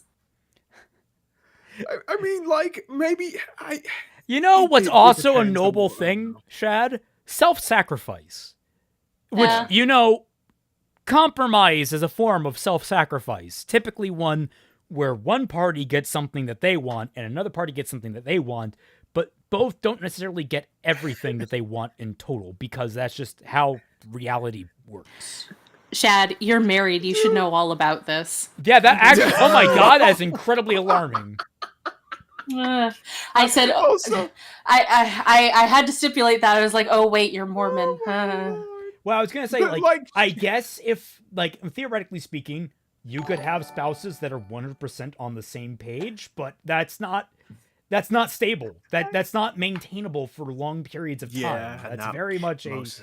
like, even in the short term, you're going to run into a lot of problems. On the long term, maybe you can make it work. Like, you can both sit down and be like, okay, what's our end game? Marriage, kids, 5 He's to 9, married a that couple sort of thing. kids. If you believe in the Christian structural umbrella, then you might have some problems. Izanagi, God, the fact that my old go-to phrase is so relevant here is absolutely painful. Yeah. Yeah. Actually saving the world or even necessarily making a better place, even though we will strive for it.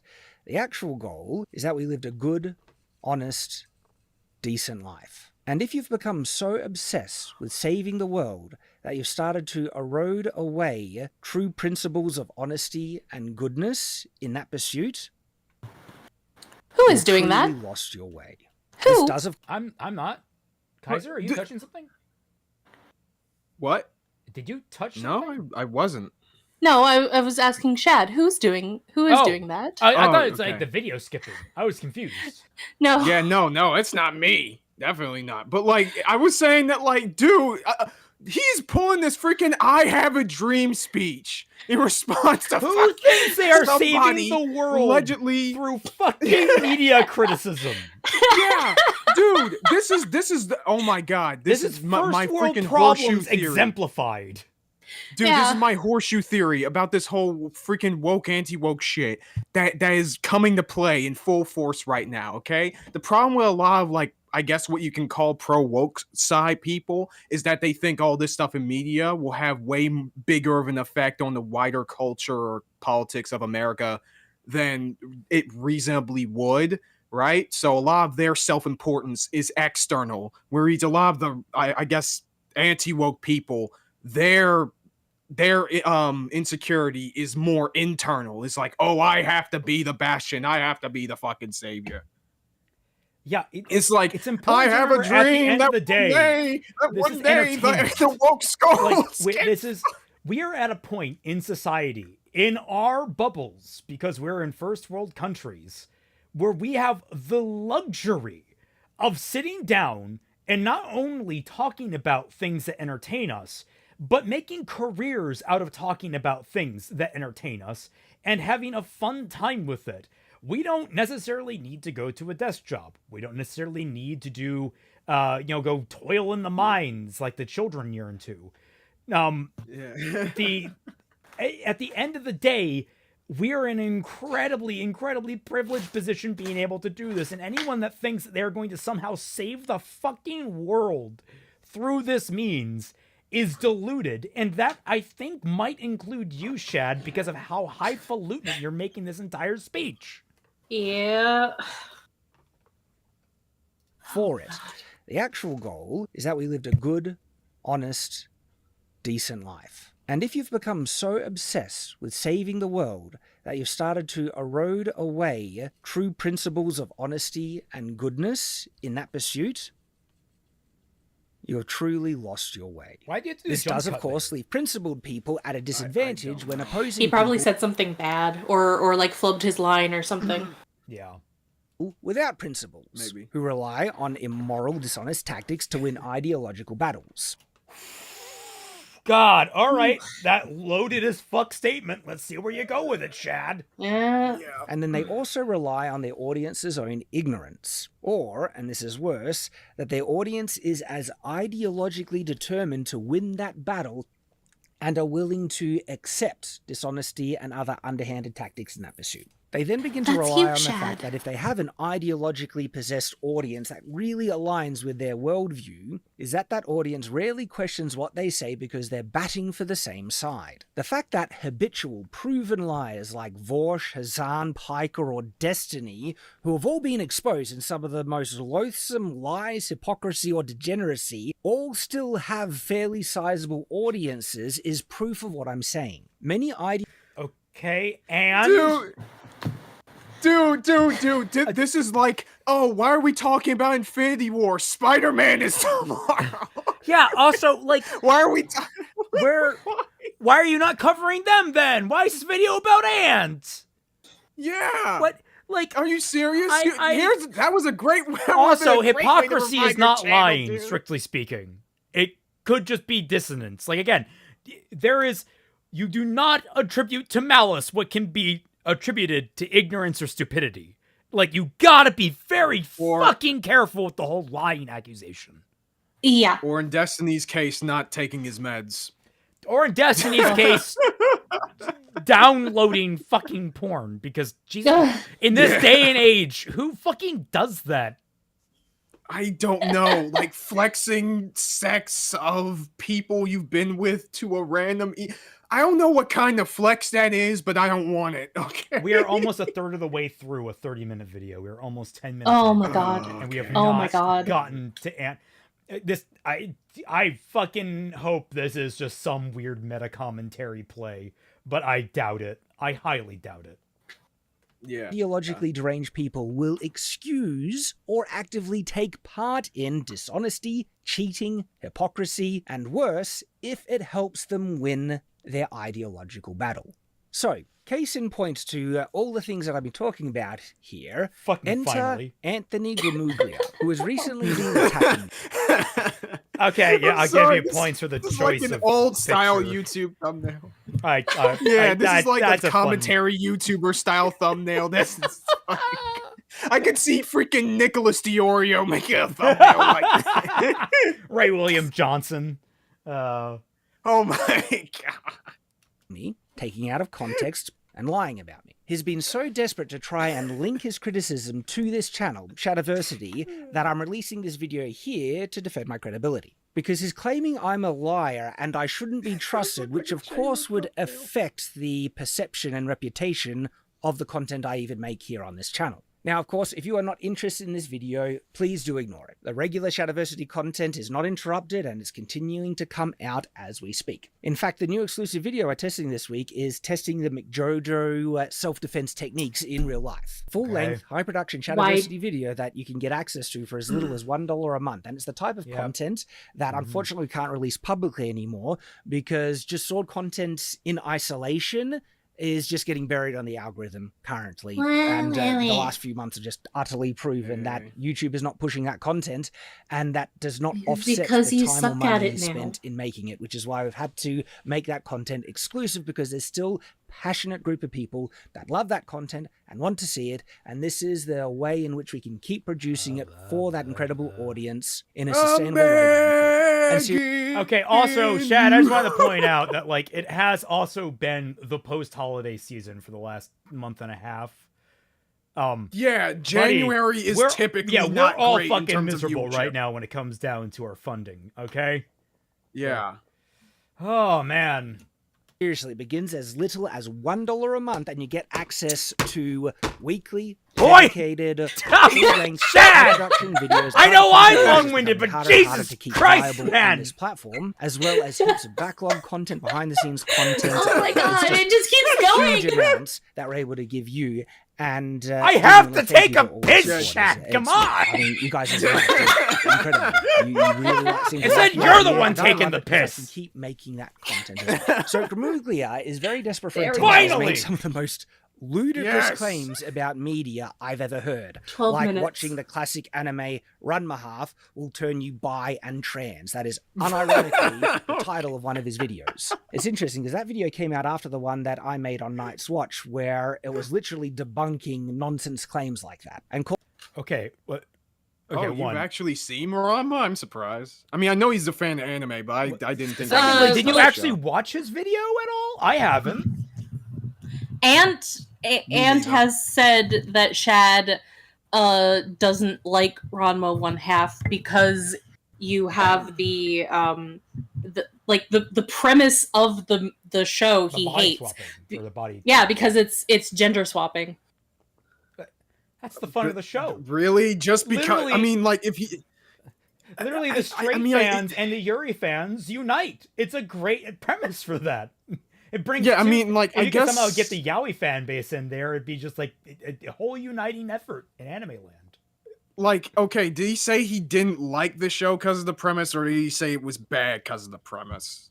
Go look at what Ant said in the chat. Okay, I'll Well, I'm okay. I Ant can sometimes misinterpret people's statements as well. That's not. Well, yeah, but we can determine for ourselves whether or not we agree with him. It's just he was telling us like what's going on in the video, what is a big point. He did ultimately say that this is like a very small point. He did not say, from what I remember, he did not say that this was taking forever to get to the fucking point. Oh yeah, that bad. Yeah, he didn't spoil that part. Rama 1/2 remake might be woke. By the way, Shad did say he likes the original show. I mean, at the worst I've seen about the remake is that it's nowhere near as like energized as the original anime. I've seen comparisons of similar scenes, and the original anime, though it has shoddier animation in places, it has a lot more spirit to it. That is kind of the shame. A lot of anime remake stuff. It's just kind of like how anime remake have been, where a lot of them get like kind of generified. Yeah, kind of glossy, less energetic. Because they don't know how to be on model anymore, I imagine. No, I think they're or how to get off model. Yeah, I think they're obsessed with staying on model at all times instead of really stretching it. Yeah. Calling out people like Gramuglia for trying to co-opt classic stories and warp them in to fit their regressive ideological beliefs, where I share heaps of references that Run My Half promotes many traditional values that are actually the opposite of what people like Gramuglia claim, and that is all over on my Night's Watch channel, available to be seen there. And it's content like that, which is such ideologically extremist reach content that it really comes off like he's desperate for attention, relevancy, and also credibility. He's constantly gassing himself up. I know comics.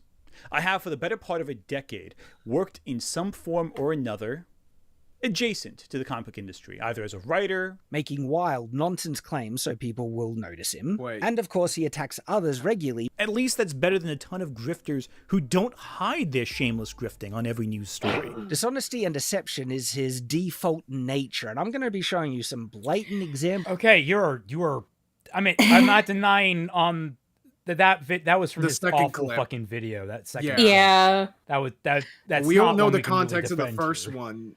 The first one could just be him like describing his experience in the industry, which he was an editor for several freaking article companies. That kind of makes sense depending on the context. Yeah. If you're going out, Chad, you also gas yourself way the fuck up. Look at your back shelf. What is the 10 freaking minutes of this goddamn video? Also, now I'm going to take a piss. God damn it! You guys continue. I'll be right back. But you guys Okay, yeah.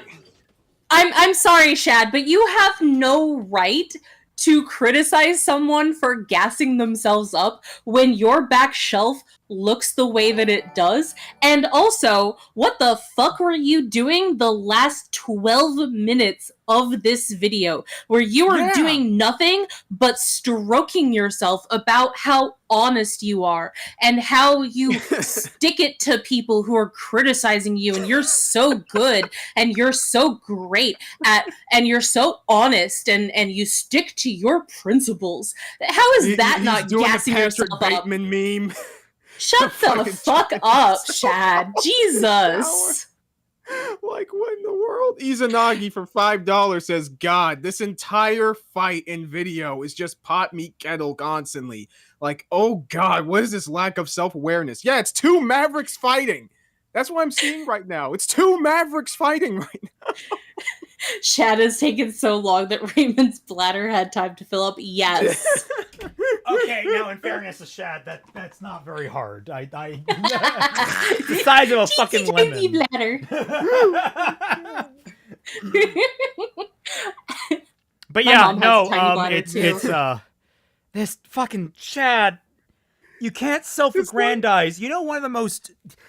You know what's also very noble, Shad, is this little thing called humility. And it's ironically, humility is one of those traits that you cannot possibly ascribe to yourself. Like if you said, oh no, I'm humble, and it's like, you are not the one to determine that. That is literally the Yeah. opposite of what humility is. You cannot say you are humble because that, in a way, is bragging. Kaiser just posted in chat. It's like that Obama meme where he gives himself a medal. Dude, what we need is this, right? Somebody find a frame of like one of Shad's videos where he's giving somebody a sword and then just crop it to him giving it to himself. Oh, man. Oh. Examples of this in his most recent hit piece against me. And on top of that, you can look at my initial reaction to him on Night's Watch, where I systematically break down in detail all the lies, all the straw mans. It's actually shocking. It takes 2 hours to go through, and it's just lie after lie, straw man after straw man. That's available on Night's Watch. And the Get on our EFAP level, bitch. crew, Mola, Rags, Fringy, and all the others, they've actually done a full podcast where they have also systematically broken down this liar's tactics and dishonesty. So links in the descriptions to those videos. Gramuglia has... It's interesting. Anthony did a podcast with a certain crew of people where he actually expounded on what went into that video and what made it and what his motivations were and all that stuff. Now, they weren't always the most satisfying of answers, but he was willing to actually... I wonder, did you actually do any kind of research into that? Did you actually reach out to Anthony at all and ask him any questions? Did you ever try to actually engage with Anthony in any meaningful way, Shad? Did you? I bet not. Yeah, I guess not. I mean, granted, given, I guess, the size of us, but like even then, you would think that if you're trying to dunk on somebody, you would look up like, okay, did they talk to anybody else in regards to any of this stuff? Because we definitely didn't hide the fact that we were going to talk to him and hash things out. Like, yeah, I don't know. Stop using EFAP as a crutch. They're at least better critics than you, Shad. Yep. Oh yeah, 10 billion%. Celtic, do you want Shad to have eyes on you? I mean, yeah, sure. Maybe that's fine. I've invited him. I have an open invitation at this point. I tagged him in the tweets. Oh. A pattern at least of that way we behavior can come off when he's making these repeatedly. speeches. And he doesn't seem to care about the fact that he gets called out again and again, nor does his ideologically aligned audience. Kind of telling. Because he's okay with criticism, something that you don't understand, Shad. Yeah, like, I as much as I disagree with him on so many fundamental things, the man just fucking rolls with things very well. And he can actually hold his own when actually talking face to face. Shad, I have not seen you actually be able to hold yourself to any meaningful degree. At least not publicly. Oh, God. I can only imagine what he's like privately. Ugh. I don't... I'm not gonna assume, but like either way, this is just not a good start. Yes, 14 minutes to a 31-minute video is a start for us, apparently. That's how bad this is. Anthony doesn't care, which is why he had a whole week dedicated to it and about what criticism he accepts and whatnot. Now, Ant doesn't crash out over criticism like you do, Shad.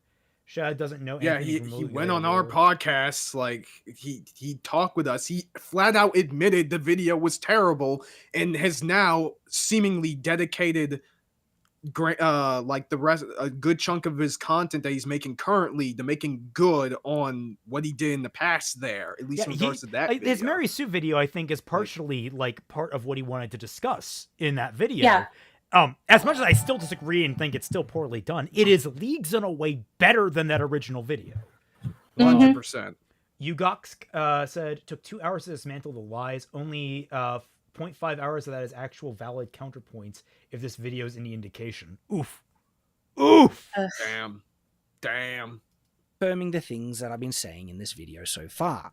Is fighting for a certain side, and so they will ignore the many times he has been called out for his blatant dishonesty. He can slander and lie about people, especially if his audience is already predisposed to dislike the individual. They'll just accept it, tell themselves that he's telling the truth, or they know he's lying and they don't care about it, and they continue moving forward. So he knows that most of his audience will eat up whatever he says so long as it's framed in some kind of vein of logic, in spite of that logic being based on a complete straw man, and that he will take things so far out of context that it's shocking. And like I said, yes, his audience will continue to eat it up because it's further ammunition against those they ideologically oppose. It's not a... Lucas, would you guys ever be interested in covering other podcasts / streams, or are you guys only interested in responding to edited videos? If it's timely, if it's short enough, like we have tried to cover. Maybe. I think the longest video we've covered on here is how long? Is it like an hour or something? That was probably Ant's video, right? No, I feel like we've done a longer one, like Yeah, roughly about an hour or so. Yeah, like we have our limits, unfortunately, and so not to say that podcasts can't be covered, but also there's something to a fully structured video where someone can really articulate their thoughts and we can truly dissect them. So it's like it's not on a podcast. People will misspeak. People will not exactly articulate themselves clearly, and it's really like us. Yeah, like I don't always talk very clearly. I go on for long tangents. I understand that. Like I would much rather people analyze my functional, streamlined content where I've actually thought my things through and put it into more functional words. Great Bar says, Shad, I took 2 hours to dismantle him, cuts over several clips of Anthony giving evidence and examples. Also, he doesn't delete comments, Shad. Yeah. Mm-hmm. Yeah, for real. Yeah. In fact, no, going further than that, let's remember how we managed to we gotten into responding to Anthony's Mary Sue video. The man literally called us up and asked us if he wanted, and basically almost begged us on dramatizing. He asked us to freaking yeah, he asked us it. very nicely to cover his video and see like how his video was just in general, but also like in comparison. He wanted us to break his video down. He asked us to do that. He told us to go ham. Like I can't remember his exact phrasing, but he said the go buddy wild wanted with to it. smoke. he was and he ready got for it. And he got it. We didn't pull any of our punches or anything like that. And especially given, my stance on the Mary Sue as a concept, not only as a concept, but also like the wider discussion surrounding it in the internet and how it's so couched again in this fucking, the freaking culture war bullshit. Like, and he wanted it. He asked for it. So that says a lot about him in regards to his character as a critic. He can still be ideologically compromised, but he is in no way, shape, or form, from what I have personally seen so far, anywhere near as bad as what you're doing right now, dog. Honest to God. Yeah. It might be a difference of degrees, but the degrees feel like miles right now. It really does. About truth or principles with people like this. It's about winning a fight. You call it selling out your principles. Oh my God! What does Vouch have to do with fucking any of this? Principled failure. Principled failure is worth dog. At this point, you want I'm not reusing you want to my connect to joke. Vouch and if you want to connect to Vouch and Anthony. I think Anthony has spoken about Vouch before. If you want to connect them, you gotta connect them. You gotta actually be like, oh, he admires Vouch, and though because he admires Vouch or likes him, we can presume that he has been influenced by this ideology. If you want to make that connection, I guess fine, but you've done none of that work. You're just throwing Vouch at us. Like, suddenly we want to see a man that likes to diddle horses. Yeah, Why? You're basically saying that they're both the same type of person, but you're just spouting. You're just yapping, dude. You're yapping. Yeah, like this. Like, admittedly, in Ant's video where we had first criticized him, and he admitted that was a bad video, he kind of did the same thing as well, where he's just blanket statementing people that he just doesn't like. But Shad is also doing that, so at the very least, you are just as bad, Shadiversity. You are doing the exact same thing that you are criticizing him of doing. And that doesn't make you look better. That just puts you down in the mud with him. Kaiser makes says, you a hypocrite. I think the reason why Shad connects them is because they're both ideologically progressive, I think. I mean, it doesn't matter. Anyone can be ideologically driven by any means whatsoever. Okay, good example of this. Yeah. Lily Orchard. She's ideologically fucking driven. Now, her ideology is a 100%. fucking knot of, like, nonsense. Yeah, it's fucking chaos But, there, like, but, it leans progressive, but then times gets weirdly conservative. It's like, you can look at it, and you can still tell that someone is ideologically driven. You don't need to pull up someone else, because unless you connect the two, it's a whataboutism. What is the point of this video, Shad? Yeah, you're shadowboxing right now. If you're responding to Ant, you don't need to blanket statement him by bringing up unrelated people that you think. Yeah, you have the video. Respond to the video. Don't say that you're responding to this person and saying that they are a bad person, but then also spending the majority of the video talking about other people that are not this person that you're responding to. That is disingenuous. Great Bar said, Shad, how do you have the same problem with Anthony? Give examples of Anthony saying this or agree without. Yes, exactly.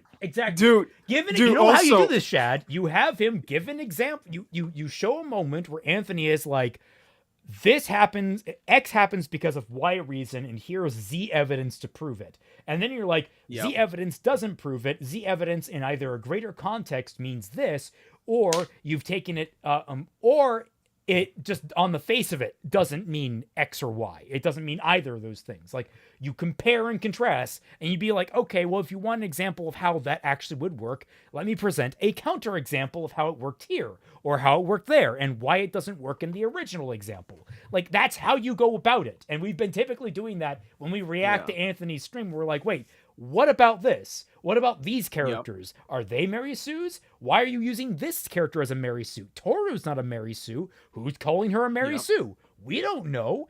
And so, like, we actually use the video, and you're not using anything of what Anthony has said to actually attack Anthony. Yeah, it doesn't take this much effort to bully the guy, dude. I'm sorry. You're whack at this. Also, I love He's a nerd CBF that wears right here. glasses. It's like the ultimate target for bullying, dude. Exactly.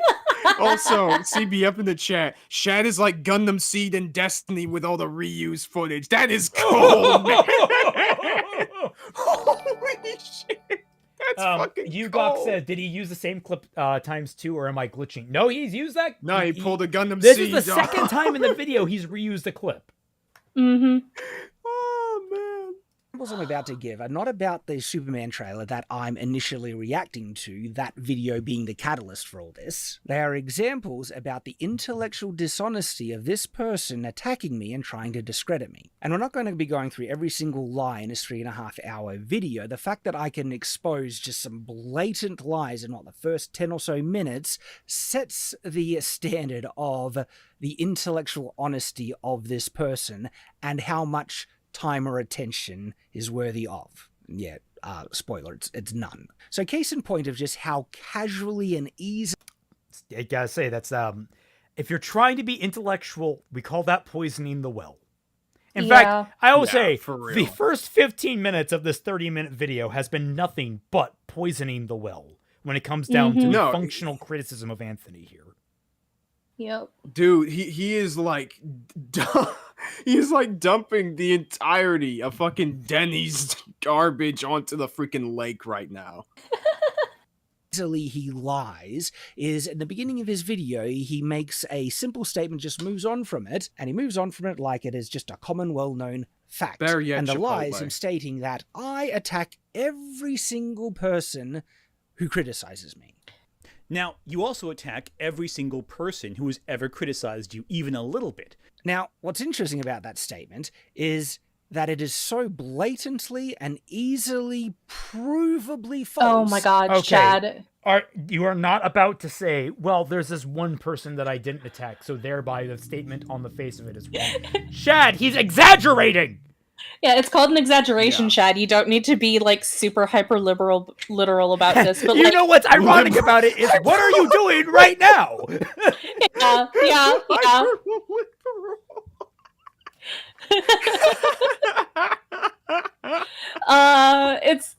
It's so The funny hyper-liberal. that he is whining about people saying that he whines about people who criticize him while whining about someone criticizing him. It writes itself, really. It does, but like even then, like okay, you didn't respond to this one singular person, okay? Like I don't know the context for that clip, and you only showed it for like 5 seconds. Did Anthony show an example of you not responding to criticism well? For all I know, he probably did. I don't know, man. That it is laughable. Heaps of people have made regular hit piece videos attacking me over the last 2 years, and I've barely even acknowledged any of them. You can look through the Shadiversity and Night's Watch backlog for response or reply, and just see how many I've made in the last 2 years. No. Because what is your current video title here, Shad? Liar, liar, pants on fire, shit. exposing dishonest hack Anthony Gramuglia. There is no response. There is no reply. Hold the fuck up, Shad. Yeah. All right? Hold the fuck up. You're poisoning the well again. Yep. I would have to comb through all of your videos to find where you reply. And the Night's Watch is a streaming platform, isn't it? No, the Night's Watch is his podcast. That's what I mean. Like, Yeah, it's like I think it's his streaming channel. So yeah, it's his podcast channel. There is easily the chance you have responded to multiple people through that alone, just as an offhand comment, Shad. And let us not also forget the whole hullabaloo over AR art you got caught up in months ago and are still dealing with the consequences of that probably torpedoed your entire reputation from the get-go. And not to mention all of those videos that you made just blanketly whining about all the people criticizing your book and then fighting people in the comment section when they tell you that they have read your book and they think that it's bad. Because I knew somebody, I know some booktubers who have read your book, they gave it a review, and then they even went into your comment section, and within 20 minutes, you replied to them a big-ass long text telling them how much of an idiot that they were for daring to criticize your main character for being a Gary Stu. I will confirm this. Yeah. I've seen the screenshots, and I actually know the gentleman in question. So I will actually confirm that statement by Twilight. Also, fucking CBF is right in the chat. Dude, just show the actual videos in which you've like responded to people on screen if you're that fucking confident. Yeah. Don't be all like, "Oh man, yo, you can just look up on my channel," because the channel, dude, YouTube titles can be misleading as we have outlined here. Or again, you could have just mentioned certain people or certain lies offhandedly. That doesn't prove shit. Yeah, like, you may not respond to every single person individually, but you still do respond to every single person in a blanket video, telling everyone who disagrees with you that they're an idiot. So Ant is not wrong in that respect. Shad, one of our videos to cover once we finally read the damn thing is your response to criticism of your book. Yep. It's like a 40-minute video, dude. I'm so looking forward to there are it. barely any there. When in contrast, there's almost like weekly hit piece videos made targeting me. In actual evidence. fact, let's look at how many have come out this week. So we'll go to YouTube search. Okay, so he's actually doing it. Okay, good. And sort by most recent. Okay. All right, so we have 1, 2. Oh. 1 minute. Diversity and sort by most recent.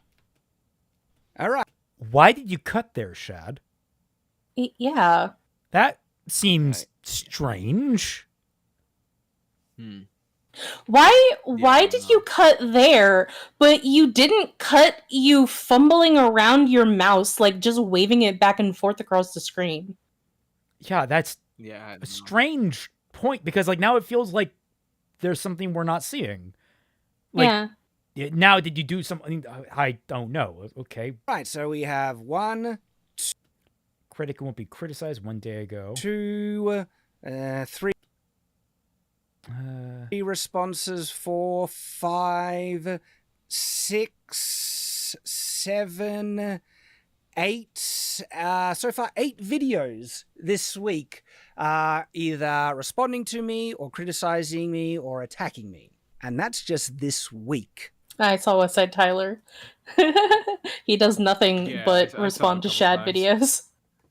Like he's a genuine hater. Yeah, I feel like he has, like, I feel like in some ways he has like an unhealthy hate boner for the guy. Oh well, I think that it's because Shad is kind of starting to become a lol cow. Oh wait, it is. Size. Size Hop. It is the most recent stream she did. The top of the channel. Oh yeah. But yeah, he is starting to fall into lolcow. 100%. Yeah, and with lolcows, you're going to get people who are dedicated to responding to those lolcows. Like, Raymond knows this, but I follow Goral World when Goral World, where Amberlynn Reed and Foodie Booty, they have dozens and dozens of people whose whole thing on YouTube is reacting to every single one of their videos. Like, I watch Oh Lordy It's Jordy, I watch Zachary Michael, there's Apathetic Facts, there's Karina Kaboom. I could list off another 15 to 20 other channels, like Helticana, that are dedicated specifically to covering these two women. And that, I think, is what is happening with Shad, because he acts like this. Yeah. Because he's acting like them. No, that's fair enough. Is Brandon Sanderson to work for Shadiversity? He's worked with Brandon Sanderson. I keep forgetting about that. Oh, wow. Wait, really? Yeah, Shad did consulting for sword fights with Sanderson. Yeah. Huh. Also, Brandon is just extremely friendly, and he's willing to collab with anyone in the writing sphere who asks him, pretty much. Right, Hugh, she was working on your sprites, Kaiser. Yeah, I saw. Finally, she got into them. I asked her for those like months ago. Screen cap is perfect. Oh. Shad, man, you gotta stop hitting the sauce. I don't even know if Mormons are allowed to. He's not. I don't trust this man with sword fighting. You know what? At this rate, I used to, but now I don't. Yeah, like, a lot of people are starting to leave his channel specifically because they're waking up to the fact that he actually doesn't know as much of what he's talking about as what they thought when they were more ignorant about it. I mean, the ones that I found most interesting was, like, he was interviewing a woman who was an expert on, like, medieval women's life and how they would handle, like, the uncomfortable things in reality. Like, you know, time of the month. How would they handle it? And, like, there's, like, interesting topics about, like, all the squeamish things that wouldn't necessarily be easily accessible information. And it's like, that's just kind of fascinating stuff. I actually don't mind learning a little bit of history, but he hasn't been doing much of that kind of content. It's mostly about fantasy swords these days. Yeah, and like, that's a shame, because when it is actual factual things in history, or like talking about how things actually were back then, all that kind of stuff, that is very fascinating, and I would watch that kind of content. And I do, because I need to do research for my novel, which I'm still only halfway through writing. I need to get on that. My birthday is in a month and a half. But like, he doesn't do that kind of stuff anymore. It is a lot of sensationalist stuff. It is a lot of I am going to review this fantasy weapon in this fantasy world and talk about how this weapon wouldn't be good realistically because it's not a real weapon that exists in real life, like no shit. So unrelated question, but did you guys watch Squid Game Season 2? I've not seen Squid Game Season 1, and I have no interest in it. I have no interest in Squid Games. I've seen season 1. I liked it for the most part. I haven't seen season 2 yet. Yeah, it's a premise that never really quite caught me. I find some of the interesting things that come out of it people talk about, but nah, not really on my radar. I don't like death games. About how many have come out in the last 2 years. And Anthony has the gall to try and accuse me of saying that I respond to every single video criticizing me, where if I did, that would literally be the only type of content I would have time to produce. You also attacked... And it might be more successful than what you're doing now. Just putting that out there. Yeah. I mean, low key, honestly. Yeah. I mean, one of the videos where are the past views is, of this 2023 video and in Shad comparison to about his most YouTube. recent stuff? It's 2024 and Shad is complaining about YouTube. It's 2025 and Shad is complaining about YouTube. It's 2026 and Shad is... It's like, so people are already memeing on you for that, buddy. Yeah. Every single person who has ever criticized you, even a little bit. It's this type of casual dishonesty that galls me the most, but... It's exaggeration! Oh my god, dude! You cannot be... Twy is sitting right here! You cannot be that autistic that you can't pick it up! She got it! She got it on first go! I got it! Guys, we're all autistic here! We all got it! How are you this fucking dense? No, I was gonna say that you cannot be complaining about the fucking wokies or leftoids being this or that when you're being a textbook snowflake about an exaggeration in a fucking video, dog. Yep. My god, now we're just getting a swath of people just being like, we're all autism. You're all autism. Who is more dense, Shad or Bakarina? Bakarina has redeeming qualities. Shad, it's slipping away. It's slipping away real fast. Yeah. Dude, I'm just imagining a meme. You know that part in the Aladdin movie where what was it, in the first chase scene where Apu, I think, or sorry, Abu pulls out the sword. He's all like, "Oh, he's got a sword! You idiots! We all have swords!" Is like, "Oh my god, he's autistic! You fool!" Well, apparently Robbie isn't, which sus on that one. Sussy baka. Also, just putting this out there, Aladdin would be 100% better if Apu were in it. You know what? Yes, it's 100%. Oh yes, it would appear I have a sword now. Would you like to buy a big Slurpee? Oh, sorry. Apparently white guys can't do that voice anyway. How unfortunate. Well. Oh well. But it's just the scratching of the surface of what this dishonest hack continues to say. Now, the rest of the way Gramuglia begins his video is a preamble structured to poison the well and, Ah! Fuck, Shad! Why? This entire video, just like ants, is projection. Just like you have fallen for the classic blunder. Two mavericks fighting. Like, I'm being fucking for real right now. At least we gotten to the point faster in Ant's video. Jesus Christ. Okay, well, no, I'm more referring to his fucking awful one where it took like a billion years. Oh, right. Yeah. And we still didn't even know what he was trying to say in that one. Yeah. The YouTubers are lying one. Got it, yeah. To put into question my reliability and credibility. But before we even reach the 4-minute mark, we come to another shocking lie. This is him responding to really? my response, where I exposed him for all his Speed run lies compared to you. in his, reaction to my Superman trailer. I know we're in reacception at this point, but he replays the part where he asks me if I'm upset that Lois Lane will figure out who Clark Kent is. And at this point, I was wholly exasperated by the constant strawmanning and stupidity, and the fact that he couldn't even Show hear us. what I was saying about the trailer. Show us. Show us. Compare and contrast.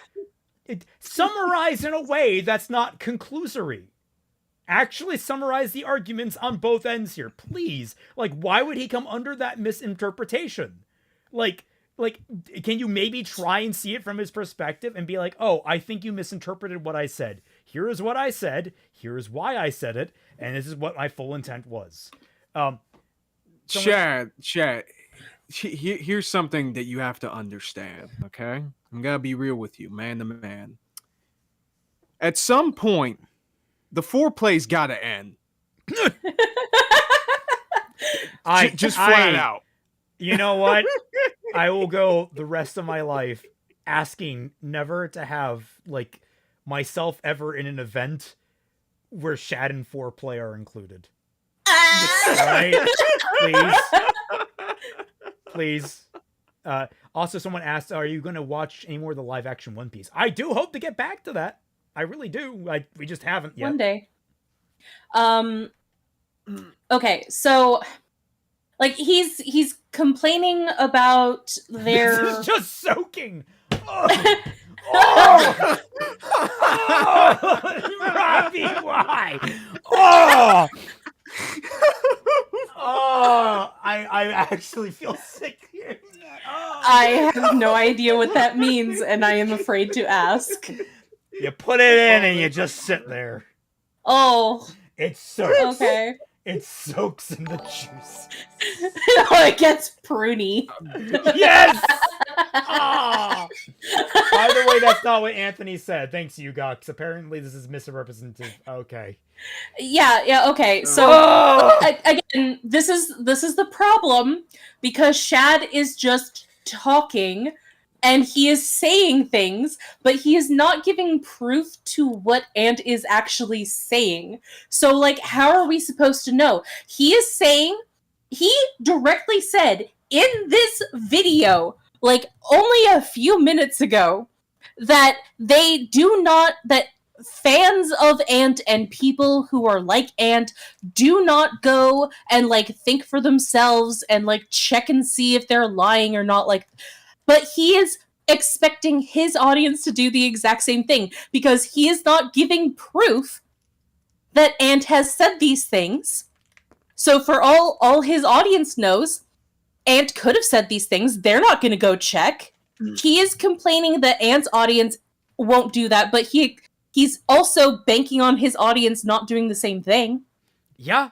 Which clearly didn't work. And it's like, why the fuck are YouTubers or people on the internet that have been on the internet for like over 5 years at least doing worse jobs than my irrelevant ass with 6,000K subs in terms of being able to prove that something fucking happened in context?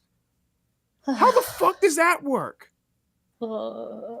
Constantly out of his way to misconstrue and misrepresent what I'd say, and then go on to address an argument that wasn't even mine. It was amazing the amount he did this. And you can check out my initial reaction on Night's Watch, where I break it down systematically. Shad.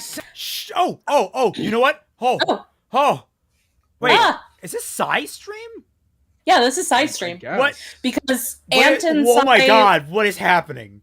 Oh my god. Oh, my brain. Okay. This is what reacception does to a motherfucker. I'll piece this out, I guess. So first layer here, Shad. Then second layer, Anthony here. Then third layer, Shad. And then I guess Anthony and Sai did this stream together? Yeah. Okay. Jesus okay, Christ. So I have watched a little bit of Sai's reaction to his trailer reaction to to the teaser, and I have seen enough of that reaction to know that he basically was making up fan fiction to that teaser, making wild assumptions about what's going to happen in that movie based off of, again, teasers, because they're meant to be out of context in order to entice you into watching the film because you're curious about what's going on in these clips. Mainly, he was bitching about, like, Superman on the ground looking defeated and being all bent out of shape because how dare Superman get beat up and look defeated? Yeah. As though that doesn't happen a lot? Oh. Right. Say that, you friggin' disingenuous moron. Did I say that? Listen to what I said, right? You did! You just did. And so when I called him out, No, you didn't show jack Wait, shit! no! Come the didn't fuck! do Stop! anything! What was before that? What was before What was that? before that? What the fuck was before that, Shad? No! Back the fuck up! Oh my god. Dude, You literally just showed yourself yelling at Ant, and that was it. Like, you didn't show Ant being dishonest, you just showed him laughing at you. You also showed that he was on with you Psy, which I'm pretty sure Psy is like, I don't know Psy's political leanings or ideological leanings, but from what I hear, Psy is a pretty even-handed person, right? Yeah. She is very much is. Yeah, so Shad, you're not addressing that there is someone else in the fucking room laughing at you as well. Not just Anthony. And you are taking Dude, you them both gave out us of freaking context. vertigo with that image for nothing. Oh my god. Can I sue him for damages? asking if that's what I said, his response was, yes, I did say that. And it's like, and then he just moves on. He doesn't give any evidence or expound any further. And You don't this do is that the interesting either. thing. If I did say it, there's a very easy way that you could prove this, Don't. Gramuglia. Don't fucking do Oh, this. Play the clip of me saying it. Shut the fuck up, Shad! Oh my god! Holy shit, Shad! You are being the most you are the one being disingenuous here. Oh my god! This is insanity. You don't do it either, Shad! Shut up! If you're going to call somebody out for doing this, then you have to do it yourself. You have to be the bigger person. You have to show them in context and show them and show us, the audience, why they are being disingenuous in that clip. But you don't do that, and yet you've called Ant out for doing exactly what you're doing. Shut up! Twilight, come on. Being the bigger person, clearly, this is the clearest example that size truly doesn't matter. Jesus Christ! I can feel the folds of my brain just flattening out. Oh! I took psychic damage from that, Shad. This is a fucking joke. This is a complete joke. This is the power of Australians trying to turn us all into koalas because they lost so many in the fires. Isn't Zell Australian too? I expected so much better from you, Shad. I know this was a bad video going in, but like your association with EFAP made me think that you might have a level of standards. No, Shad, you're being a disingenuous fuck right now. I can't put it any other way. I can't. But why? Yeah, it literally is because he associates with people that I actually respect and have so far maintained a level of integrity. See, that's your first problem. Yeah, no, You made these assumptions. I am sorry for assuming the best in people, but you know what? It creates a more interesting dichotomy when I'm proven fucking wrong. Yeah, just compare Rags absolutely curb stomping all of the allegations made against him by freaking organized chaos and compare it to this. Yugok says it's like night and day. Yugok says, Shad did say it, he just left it out. I saw this moment on Anthony's channel. He literally went, did I say that after saying it, but cut it out. Oh, jeez. Okay, well, Christ. all right. Well, that Oh my sounds like God. you're the fucking liar, dude. I need another drink. I'll be Oh. right back. You might be Is it- without me, but Jesus Christ, you guys can hit play. Dude, this is fucking the- hilarious. The sad thing is that it's not even gonna be an alcoholic drink, but we honestly should start drinking. Like, Jesus Christ. None of us drink, by the way, guys, but I mean, I do sometimes, Ah. but like I don't do so during streams. fair enough.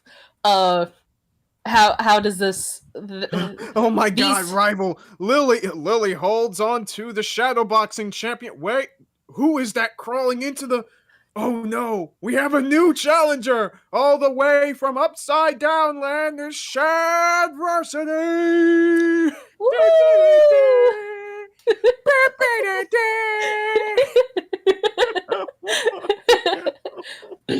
This is enough to drive a man to drink. Shad ain't a shadow boxer, he's a shadow slayer.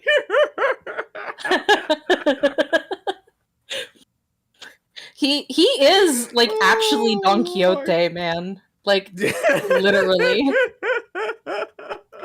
He is trying to slay them shadow dragons. Dude, this is fucking insane. Like, usually I would get so fucking angry, but I think I've been just broken by so many videos at this point that have this exact same problem by people who are supposed to be my fucking betters that I just can't help but laugh about this. This is a fucking joke. You have like thousands upon thousands of times of my freaking channel size. Yeah, apparently I have more fucking integrity when it comes to this shit than you. How the fuck does that work, dog? Honestly, like yeah, I just The I math cannot is believe not mathing. Oh! What is it with Mormons as of late in the content creation sphere? Am I right, guys? Yeah. This is not You know a good what? week If for this Mormonism. is all they got, they're not sending their best. what else has gone on with Mormonism that I like have I missed something?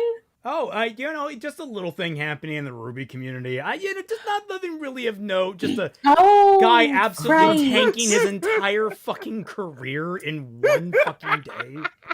Right. I completely forgot about him. I forgot about his existence. Yeah, Dude, so I still can't believe that he actually reached out to me to my email, but we'll get to that. You'll well, no, I mean, probably give the we can touch rundown. upon it now because why not? Why not? Yeah, You why take not? take a bit of a break from that brain damage. We can talk about another kind. Mm-hmm. So there's a gentleman who goes by the name Daren White, I want to believe. Yes. Yeah. And he was on Twitter, and so the story goes is he actually sent me a Which couple was of his months first ago mistake. a message basically pitching, hey, I'm going to do 2 Ruby fan projects, and I want you to be co-producer with me and also showrunner, or co-showrunner, whatever. And he's like, oh, you can make upwards of $17,000 or something like that with this. And it's like, oh, okay, whatever. I did not reply to him at all. I didn't even accept the message because I read it, and I'm like, that is an overly ambitious sounds thing. like a scam. There's a legal Yeah. quagmire when it comes down to kickstarting fan projects. There's a whole bunch of shit. No, I'm not going to respond to it. There's just some ambitious idiot. He'll go away. So, months later, currently in the last week or two, released the ad for 2 different Ruby fan projects hosted by Daren White. He's basically the man trying to make this work, and he got a lot of people to work for him. A lot, including, I think, Critter was supposed to voice Cordovan. Yeah. And Oh yeah. so basically, a lot of people were recruited by him, and he was going to kickstart. He was going to do all this different kind of stuff. Within 24 hours, someone leaked his Discord messages, and Yep. they were not pretty. Discord chat got This leaked. man- The no. chat logs got leaked. Yeah, the chat logs got leaked, and well, the first part of it is a lot of what he said kind of fucked. Yep. Talked about how basically procreation is the only purpose for a person in life, so being homosexual or being infertile is like makes you less of a person. You're lesser. Like, okay, You're subhuman. I would not be disagreeing with a statement of like, all right, so if biologically Your biological functions Yes. Yeah, on a but- pure biological function, and like whether or not something makes you less of a man, less of a woman, like on a pure definitional level, there is something there possibly to discuss. However, to use that as a barometer for how you interact with people or judge them in any way, shape, or form is one of the most harebrained, ludicrous, and short-sighted things I have ever fucking seen on the planet.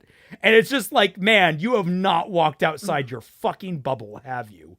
He hasn't. Hopefully he hasn't, because that would mean that he would breed, and we don't want that. Yeah, like, oh my god, like he's admitted he's never had a girlfriend. Yeah. He says well, that he is go. also pretty worthless as a human being, specifically because he has not had children. In which case, that is such a messed up mentality to have. We missed the Spider-Man Lotus of Ruby. Like when people say that the only function any living creature has is to procreate, we are talking purely on a biological level, Purely on a Darwinistic at like the core base. Yeah. Survival of the like fittest. we are talking about like the whole point of living creatures is to make more living creatures, but like humanity and living creatures outside of that, there is so much more to living creatures than purely that. That is why we don't talk about ourselves on a purely genetic level, because we are not just our genes. And a key thing about this guy is he is very heavily Mormon, apparently, although we'll get into whether or not that's true. But what's interesting to me is that a very core tenet of Christianity, I think universally across Christianity, is the nature of free will. Humans have God gifted humanity with free will. We are self-deterministic. We choose what is important in our lives and what we should do. And that's kind of the point, is that, if we decide to walk away from God, fine. But, it means if we choose to love God, it's even better. It means we're actually choosing love. We're like, that's the whole point of having it, is you're not forced to love something, which is great. It's a good little moral message about it. And there's a lot of different interpretations of what happens when you choose to turn away from God. You go to hell, or you just live out in purgatory. I don't know. You can go down that whole get list. on with it. Sorry. You see, that's why I'm rambling. At least I'm better than Shad. But okay, so I find that fucking weird because, humanity basically, you have the free will to choose a fucking path in life. So I find this man very questionable from a, like, Christianity standpoint. There are other Mormons that have weighed in and said, I don't want this guy in my community. So that's all there. But then I shared some of the leaked messages to Twilight, and she happened to recognize the handle.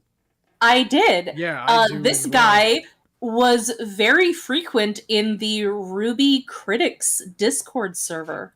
They're the Ruby Critics Reddit Discord server. And he does not like fixing Ruby, and he does not like Raymond. So it's very surprising that he would come to Raymond and say, hey, I want you to help me co-produce this. Now, he did say in his message, I don't particularly like your work, but that's not really at issue right now. I'm sorry, I've seen some of the fucking messages this man has levied against me. That is not enough. Now that I know who he is, it baffles me that he ever thought that would end well if I ever learned who he fucking was. Because this guy by the way, so nasty. This guy in that server, and I'm pretty sure that he was as nasty as he was because nobody who is in charge of that Discord server likes fixing Ruby either. So he could get away with being as nasty as he wanted to be, up to the point where I complained to Dex about how nasty he was being to get him a timeout.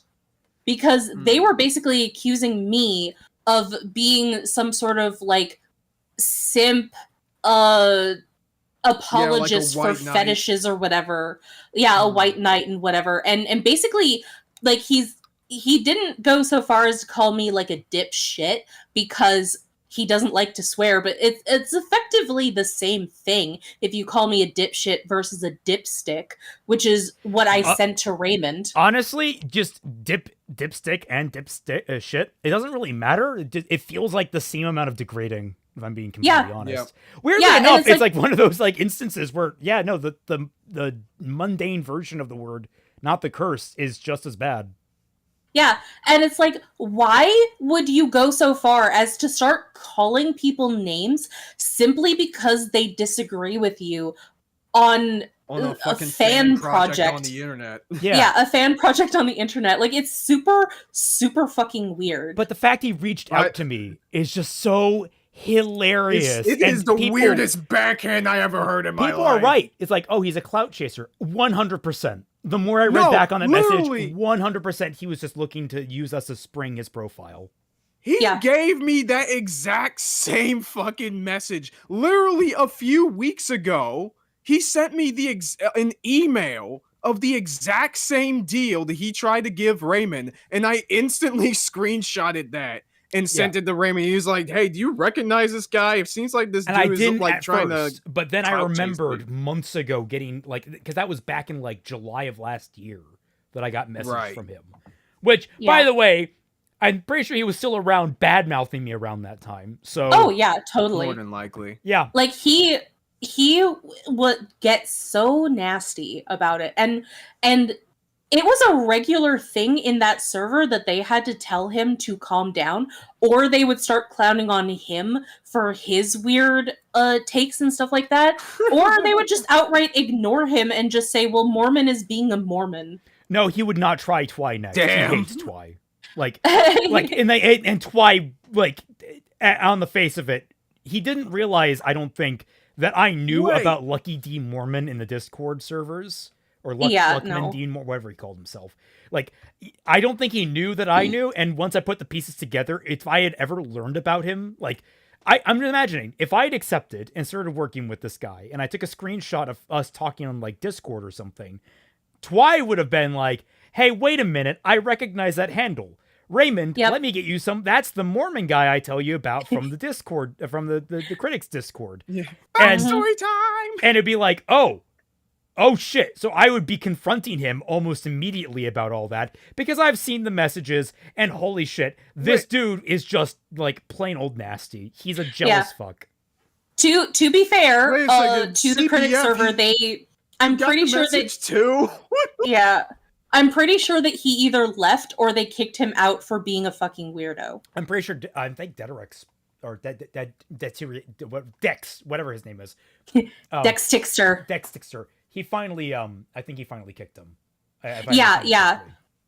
Yeah, because like even they have a limit, and like that was the whole reason why they left the previous server, which was where my arguments with him were, which is why I kind of regret leaving that server now. But to be fair, it was locked. Like nobody was able to interact with that.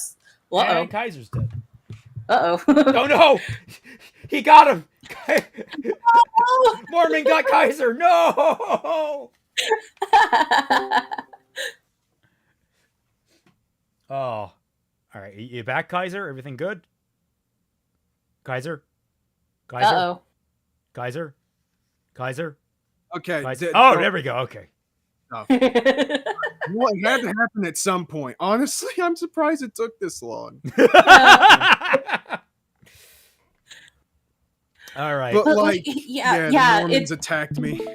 It just surprised me that he would go so far with his dislike and his criticisms and just being so nasty, and yet trying to buddy up to Raymond because he knows that despite how much he dislikes Fixing Ruby, that Fixing Ruby is still popular and successful. Yes. It's also weird how he tried to come after me, knowing, probably more than likely knowing that I'm friends with Raymond and support Fixing Ruby ostensibly. Like, Well, that's I fucking don't wild. know if it's necessarily because he knows that you're in league with Raymond. Oh yeah. So much as you are an active Ruby critic who wants to see the show get better, and that's probably why he didn't come after me either. Well, I don't know, maybe he did. I actually am really bad at checking my emails. So God, could you I'm imagine, like, Now imagine if he tried to recruit you, quote unquote succeeded, and then you just found out who he was and be like, wait a fucking minute. Ugh. Ugh. But like, Oh, right. yeah, like I don't think that he would, because I haven't, like, the only time that I have been actively out in the public been Weird, critical of Ruby has been on the Jack stream. I haven't been critical of Ruby on my own channel or anything like that. Like, not to a big degree. Like, there was a small section in Lily's video where she was talking about Ruby, so I had to talk about it there, but it wasn't a very long portion of my video for any stretch of it. Oh yeah, he also, there's an art of, like, Blake that was, like, darker skinned that he called blackface, which, I mean, she was definitely much tanner than she's usually drawn, which you can talk about all you want, but that led to a hilarious conversation where he ultimately landed on Blake being fucking Italian. That was not though Italians can't be dark-skinned. Not Japanese, like her ninja inspiration. Not Peloponnesian, like the menagerie inspiration. Not fucking French, like the French fairy tale inspiration. No, Belladonna, based solely upon her last name. She's Italian. But, like, why Italian based off of the last name? Because the last name is a flower. It's a flower. That has no association with a specific country, does it? It might be an Italian word. Let me briefly check, actually. Belladonna etymology. It's based on the word fair lady in Italian. Oh, okay. Yeah. But it's like such a fucking reach. It's like, yeah, you know what's actually very interesting? Italy and France has a pretty close association, both Romance languages, and, you know, one of the emperors of France was exiled to an island that constantly traded hands between the two. Just putting that out there. Anyway, yeah, that's it's me, Blake Belladonna. I made a meme image. I actually have a post about it on Twitter. You can check my Twitter about that stuff. Yeah. Because I thought this was hilarious and I wanted to dunk on him. So I have a question, like, just out there. I don't think it'll ever get answered. Why, like, would he make? Oh shit! He actually make Yang Chinese based off of her surname? No. Or no, no, he didn't. I don't think he did. Oh, he didn't. Okay. Well, I don't think his the same videos. I question. don't think his stories actually included any of Team Ruby. What? They were all. It was all OCs and, like, you know, like prequel characters like Stark. Oh yeah, because he really wanted to do a Team Stark story. What are people obsessed with Stark about? I don't fucking get it. People really love Stark, and I think it's just because they keep inventing their own fucking backstories. I can kind of get it, because there is a lot of intrigue with what went on between the characters and all that kind of stuff. It's kind of like with Digimon, where we had there was a moment where Genai was talking about the previous Digidestin before the first Digidestin that we follow, because we learned that Tai and the others are not the first Digidestin to go into the digital world and save the digital world, and that was in the first season. And so there had been a lot of speculation on who those were and all of that, and there was a lot of fanfic and a lot of fan art surrounding those characters, even though that we got nothing but a silhouette of these characters. And to be honest, they weren't even silhouettes of, like, actual designed characters. They were just some of the main cast stand in as silhouettes in order to represent them. So, like, you could do literally anything with these characters, that was really intriguing to a lot of people. I was just going to point out, though, the more that we have learned of Team Stark, the less interesting they have always become. Honest to fucking God. Always. It's like, maybe intrigue from, like, volume 2 or 3, but after that, fuck no. Yeah, nah. We met Raven. That was a mistake. Yep. Let's see. People headcanon Blake is Italian. No, just this one guy. Yeah, this is one. People dude. have more love for side minor characters than the main ones. Someone touching my spaghetti. Team Star. I'm just like trying to catch up here. Clout is not so powerful. You can just get whatever you want by attaching yourself to others. You need real drive down. Well, that's what I was gonna say. Is like he was going forward with this anyway, and he was still offering a this was like what 2 or 3 weeks before he released his video that he offered you fucking co-showrunner status. Like, what How was the his fuck plan? Would that work? Did How he would not he have even a think plan? of getting that much money? Yeah, it's like I don't. He probably think put it that would... shit through Chat GPT or something. Yeah, legitimately, he was going to use AI for it, and he's backed off of that hard. But Oh my I'm pretty sure this God. project is dead. It keeps getting worse. Hey, Shad, No, you and this guy might have a lot in common. I mean, they do actually. He has only backed off because he thought he didn't expect the backlash that he got. But yeah, he did say that the projects were canceled because of all of this kind of stuff. I don't think anyone really wants to support him anymore. Yep. I don't know if there's a route forward for him in the Ruby fan base. He's basically radioactive on both ends. Yep. Like, he made himself an enemy of everyone. It's actually really impressive. The critics, the main fans, like, I am very much disliked by a majority of main, like, Ruby Online fans. I'm at peace with that, and I will slowly convince them to my ways. It's fine. I will just work my magic and do my thing, and time will tell me correct, because I am confident in myself. But, like, and I'm disliked by some of the critics, but evidently, more and more, some of those guys, I think, are more just jealous than anything. Probably. There's a lot of critics that are probably spot on. I'm not going to say they're not. But basically, at this current rate, I'm tracking what? Is it 3 or 4 people that have been exposed to be jealous pieces of shit that have been major vocal critics of me? Yeah. Yeah. So. And like, the people that run the Ruby Critics server and the Ruby Critics Reddit, they're pretty critical of fixing Ruby too, but it's more like they're just disingenuous as well. Because you remember the whole thing that I told you about with the onsen thing? Yep.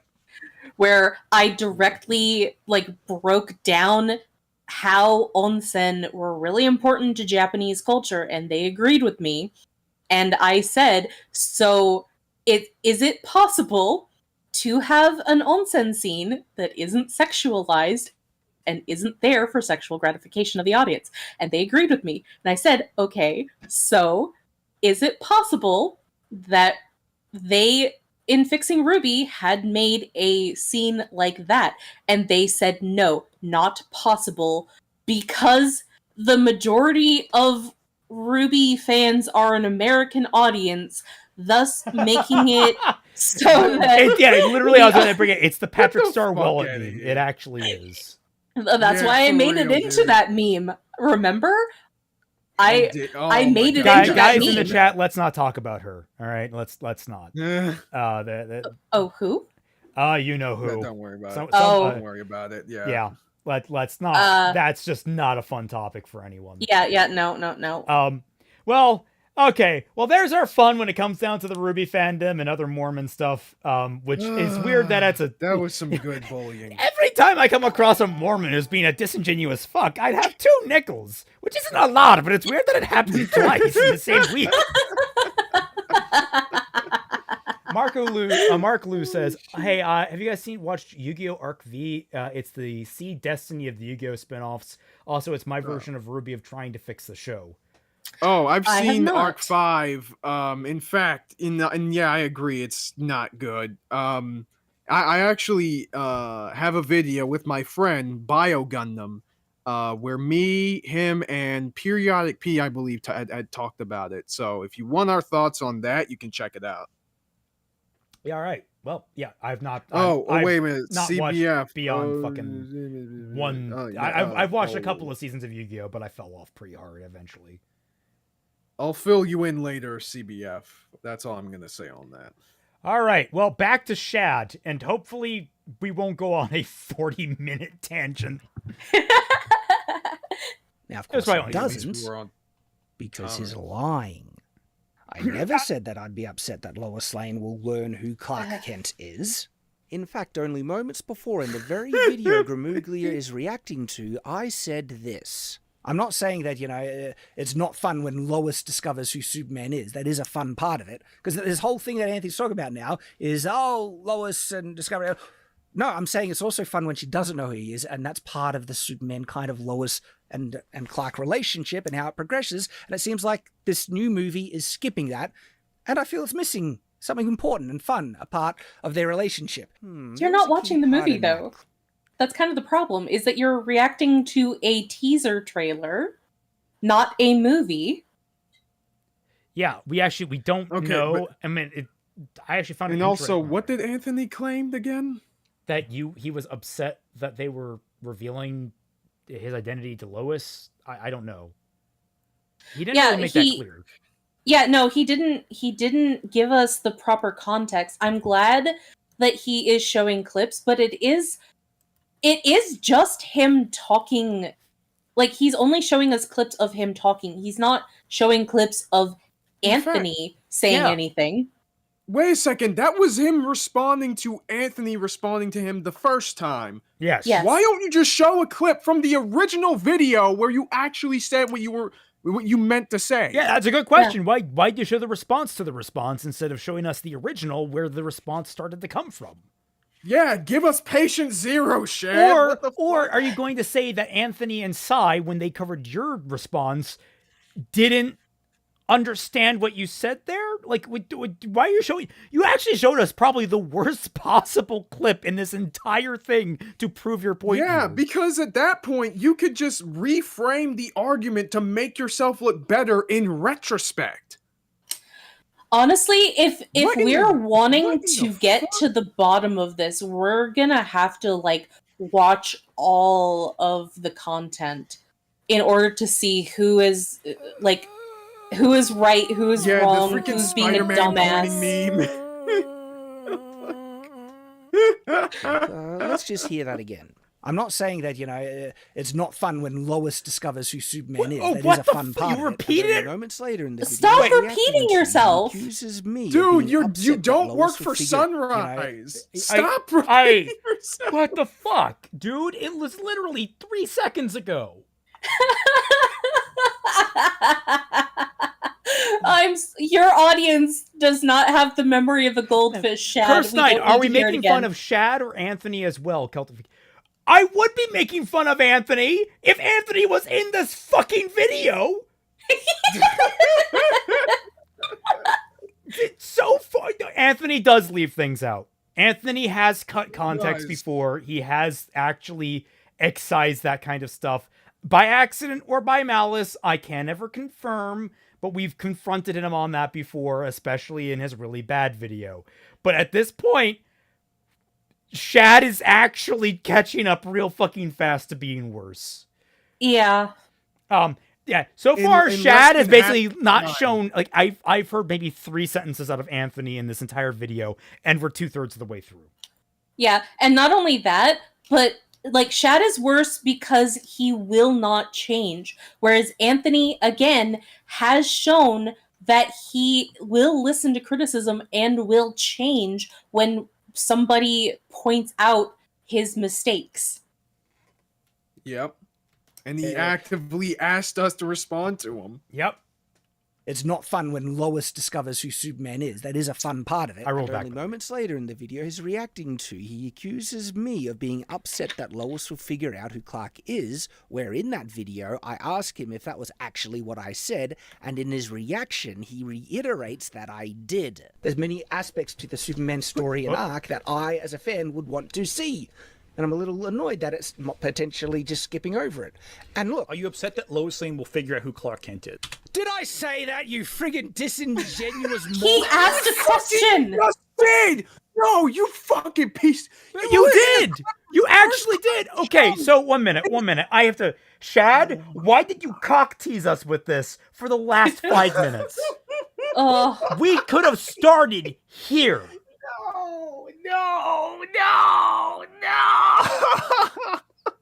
Oh my God, Shad. We could have started here. Why didn't we? This could have been a 10-minute video at this point. No, he didn't repeat the clip again. He actually finally gave us the full fucking context. And you know what the context shows? It's even worse! Anthony is correct! Yeah, no, even the one that was out of context that he showed, which is him responding to the response, he literally said, hey, it's kind of annoying or less fun knowing that, we don't have that push and pull dynamic of whether or not Lois will find out who Superman is, that sort of chase. And that is literally what Anthony is asking about. He didn't even say that's what you said. He's asking that as a question. And you clarified, yes, I would feel that it would be a shame that we would not get to see that or explore that dynamic. How dare you for pointing that out? Which means, Shad, yes, you would be upset if it's absent. Yes. That's exactly. No, here's the thing. If Anthony is saying that's a negative thing, that you're not allowed to have that feeling, that you can't be upset by that, I'd say that's stupid. But yeah. Oh God, it's a cavalcade of stupid. Yeah. Did I say to what I said? Right? You did! You just did! When literally moments before in the video that he is reacting to, I said the exact opposite. I'm not saying that, it's not fun when Lois discovers who Superman is. That is a fun part of it. I hope that we can see. No, but you said then, but I would be ashamed to not see the other thing. Woman, I'm gonna. We can find it because you played it fucking twice. We'll scroll back. Yep. Slane will learn who Clark Kent is. In fact, only moments before in the very video Gramuglia is reacting to, I said this. I'm not saying that, it's not fun when Lois discovers who Superman is. That is a fun part of it. Because this whole thing that Anthony's talking about now is, Lois and discovery. No, I'm saying it's also fun when she doesn't know who he is, and that's part of the Superman kind of Lois and Clark relationship and how it progresses. And it seems like this new movie is skipping that, and I feel it's missing something important and fun, a part of their relationship. Which means you're upset about it. That means No. It's even worse. In the first part, in the very beginning of that sentence, he's saying, I'm not saying it's not fun. And in the last part of that sentence, he said, it's not fun. Oh my God, Shad. Upset Shad. A state of being unhappy, disappointed, or worried. Dude, how is a writer not able to fucking... That's the thing, though. This Shad is is not a basic writer. English. This is basic fucking English. My brain is in shrinking right now. Yeah. That is literally the koalaing what just is real. We are slowly becoming koala. Also, Shad, I would very much like you to acknowledge that there is someone else in the room when you're covering this that's not Anthony.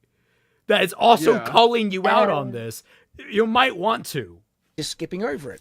And look, Are you upset that Lois Lane will figure out who Clark Kent is? did I say that, you friggin' disingenuous Yes, you did. Yes, you You did. said it there and you said it here. Yep. Holy shit. Right? You did!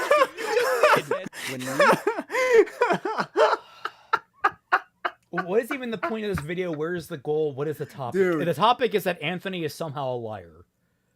Yeah. Yeah. The thing is that there is a really easy way that he could have addressed this without just screaming like a petulant child at Ant. He could have said, I like it. I don't mind when Lois knows about Superman, but I also enjoy it a lot when Lois doesn't know and you have the back and forth. I can enjoy both, but I lament that they might be going a little bit too fast with her discovering his secret identity. That would have been a fine thing to say, but that is not what you said. Well, I was gonna say, you literally said, I'm not saying it's not fun. I'm just saying that it loses that fun that I think is important. Look, I think what he said initially was unarguable. And I think Anthony asking, are you upset that she might discover his identity. I'm like, that's really unnecessary. But then Shad makes this whole big fucking deal where he puts a pivot on his entire video around the fact, no, I didn't say it. I said the exact same thing I just said. And then everyone laughs at him. He's like, but if you listen to the context, I didn't say the thing that I said twice in a fucking row in 2 different responses. Maybe, Shad, if you took the time to use the nostrils that are in the middle of your face and breathe, maybe you would be able to articulate yourself a lot better than you do. In your initial response, Shad, all you had to say was, yes, I would be upset and disappointed if they did not go this route with Lois and Superman, or if you are from Crisis on Infinite Earths, Lois and Superman. That's a deep reference. But the no, it's be perfectly fine if you said that. If you just said, no, yeah, honestly, I would be upset. That's a personal feeling. You're allowed to express those. Anthony questioning that in the first place should have been, yeah, it's like, why are you questioning that? I'm giving my opinion on how I would like things to be handled. Like, that's how I'd be like, yes, I would be upset. Is that a problem? Is that a problem, Anthony? That's how you tackle that kind of criticism, because there's no problem with having a feeling. It's okay. Yeah. You're allowed to. Dude, again, this is the hypersensitive snowflake shit. Somebody asks you, hey, do you feel this way? He's like, no! But I do. This man needs 5 bottles of chill pills. Seriously. You can't take He's going...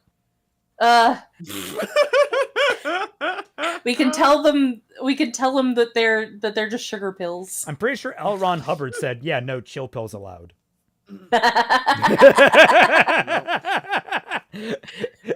Yes, that was intentional. Anyway. Literally moments before in the video that he is reacting to, I said the exact opposite. I'm not saying that, it's not fun when Lois discovers who Superman is. That is a fun part of it. I hope that we can see already how much of a profoundly dishonest, lying dirtbag this man is. And in response Fucking to calling glass him, houses. telling him, is that what I said? Because it wasn't. His response was effectively, no, you did say that, which is as much blatant dishonesty as a guy trying to sell you a car without wheels, and when you say there's no wheels on that, his response is, yes, there are. That's how much of an unashamed You know what, liar he Shad? is. You know what, Shad? That would be absolutely 100 correct if it wasn't a fucking live stream, you goddamn Claude. If Anthony responded to that video in a scripted video and did the exact same shit that you just fucking pulled and cut you out of context, I would be 110 fucking % right behind you. That is not what happened. How long is that stream? It's like probably 5 hours at this point. And you're accusing him of fucking lying about this? Robbie This says is ridiculous. A glass castle built on a swamp. Yeah. And then it burned down, collapsed, and sunk in.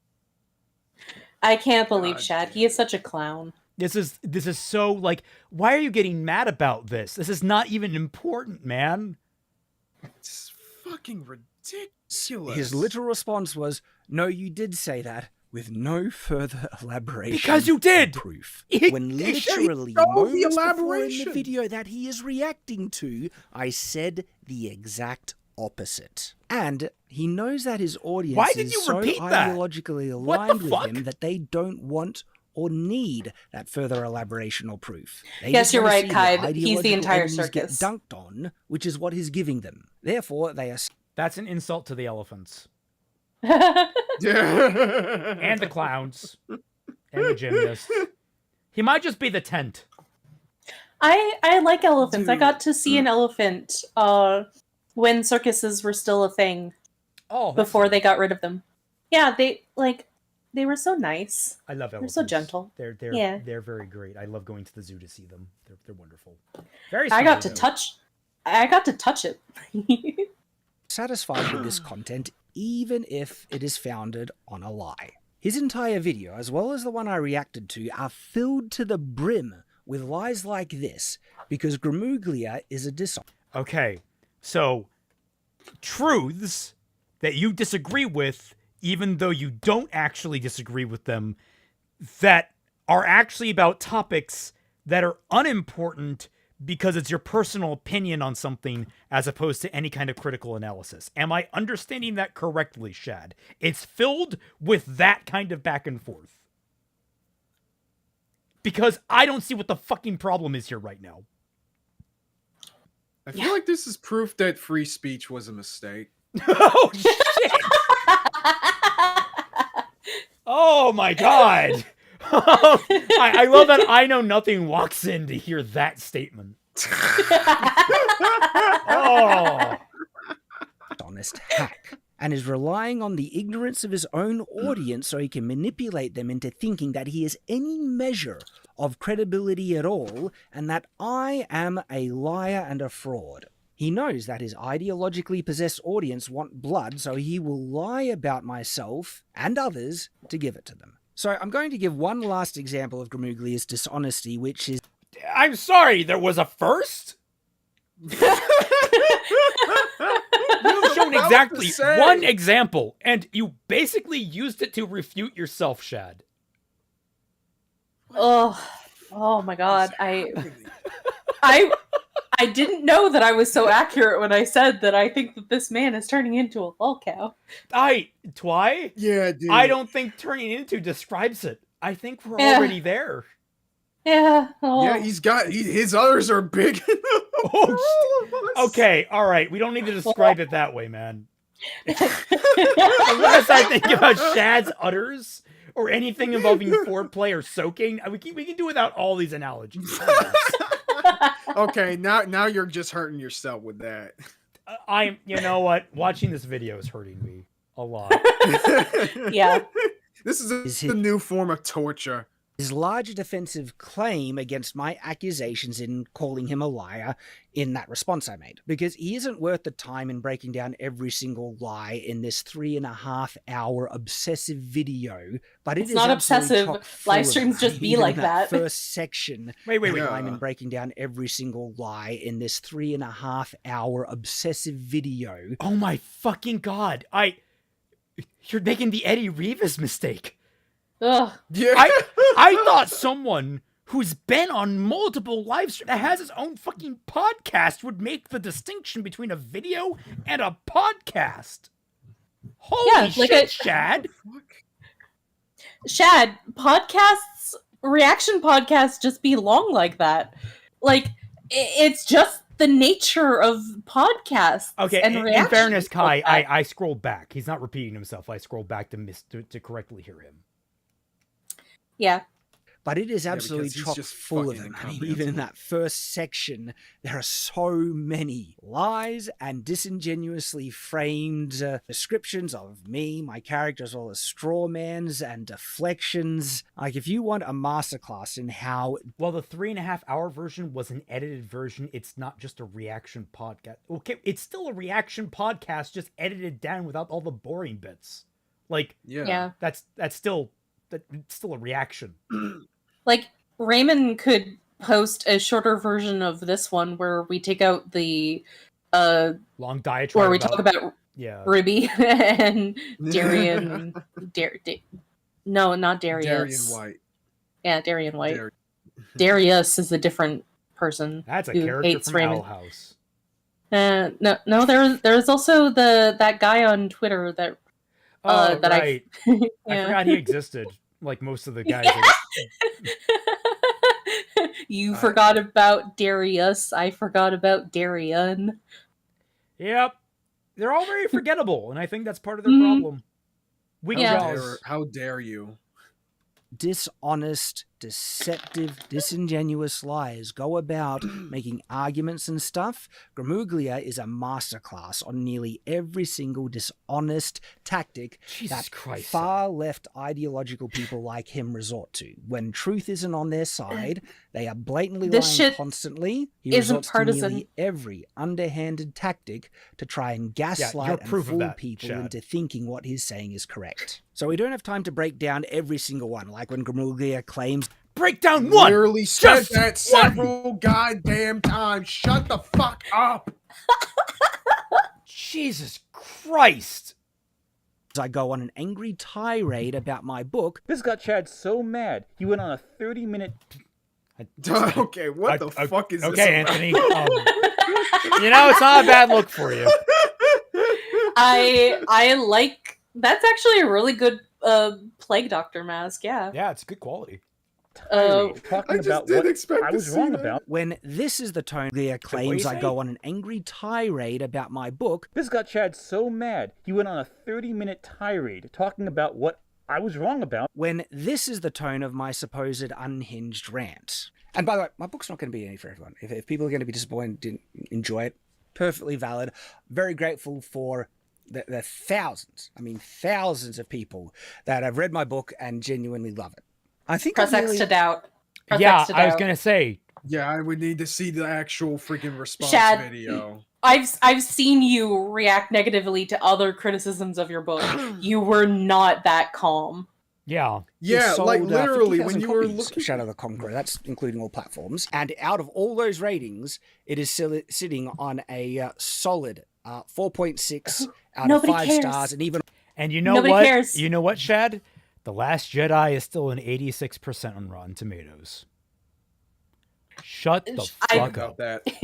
I have said this before, but just because you have a lot of simps and a lot of fans who will buy your book no matter what and will rate it a 5-star because you are Shadiversity does not mean that the quality of the book is what they say that it is.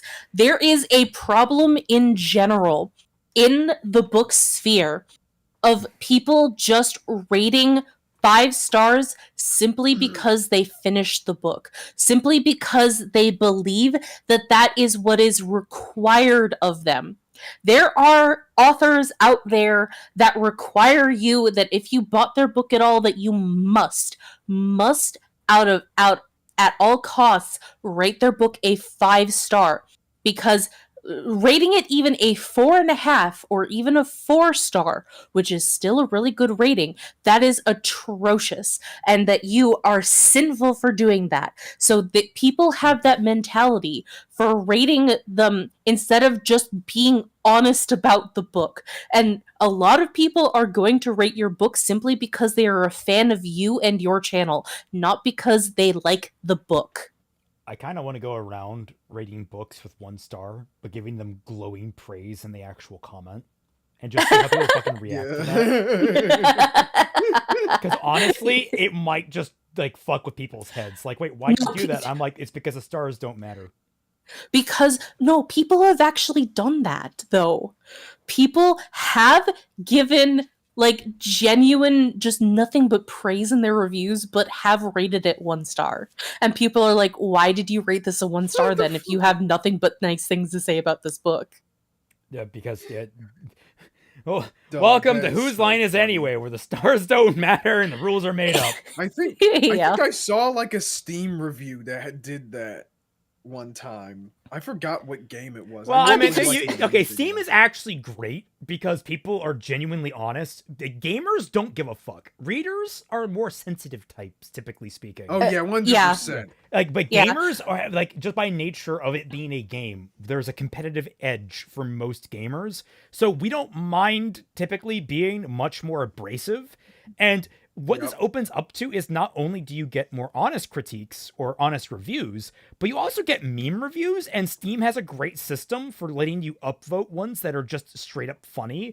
Like people being like, it's the greatest, like, oh, I played a porn game, whatever, and it's like, oh, I played this for 2 hours and I got everything I need out of it. I mean, like something like that, and it's like, oh, haha funny, like that you upvote it for haha funny because it's just a joke. Like, it's all this.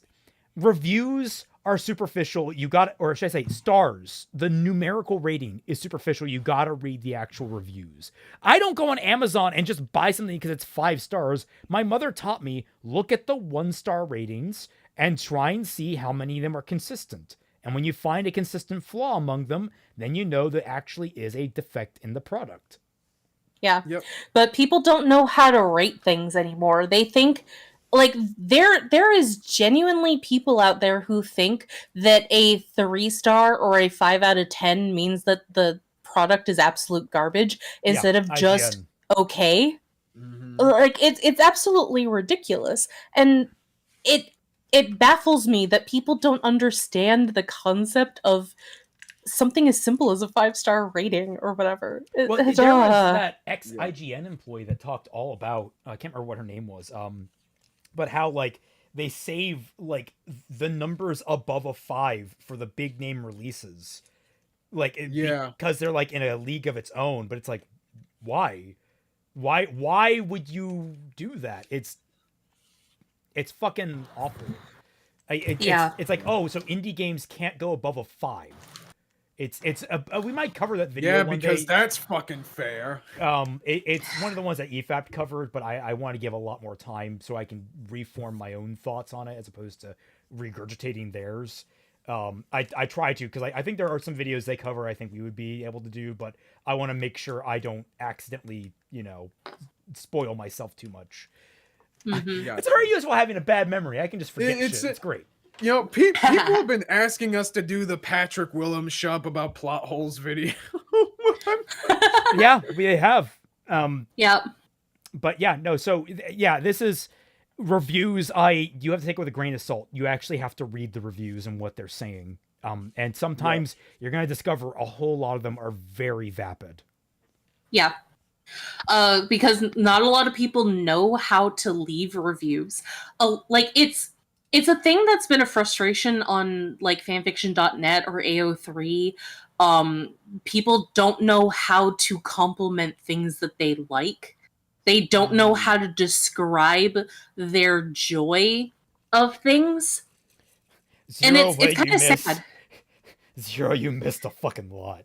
Yeah, This was a roller coaster of a fucking live stream so far. Oh, really was. Yeah. My opinion of Shad was already low enough.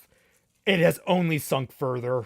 It has only like catapulted its way down, and that's impressively low. All right. On Goodreads, 3.7 out of 5 stars, nearly 4 out of 5 stars. These are all hugely positive ratings. This is That's bandwagon supposedly fallacy, what right? an angry tirade Yeah. sounds like to Gramuglia. Like I and said because before, Gramuglia is a habitual if you liar and had can't help published your book without the Shadiversity clout of your channel, I think that the ratings would be a lot different than what they are. You are basically saying because I am a popular YouTuber, my book is good. Oh, this might be the worst video I've ever seen you guys cover. Honest to God, I don't know. I don't know. It's really up there. Because we had like Well, have Synthetic you- Man. Have you seen the Synthetic Man reaction? Okay, there is that. There's also the Lily's Gaming video. Brit show that was like those two were related to each Yeah. other. Yeah. We covered Ant's original video that was pretty awful. I mean, Lily's there's a video lot was of really terrible. bad videos. There's Zell, fucking Zell, period. Up there with Synthetic Man. Okay. I mean it is his like opinion that this video is extremely bad, on par with those. Not our opinions. Yeah. I was gonna say like but now it's got me thinking. Got me thunking. Got me funking about Tonkin. What is the worst video we've covered?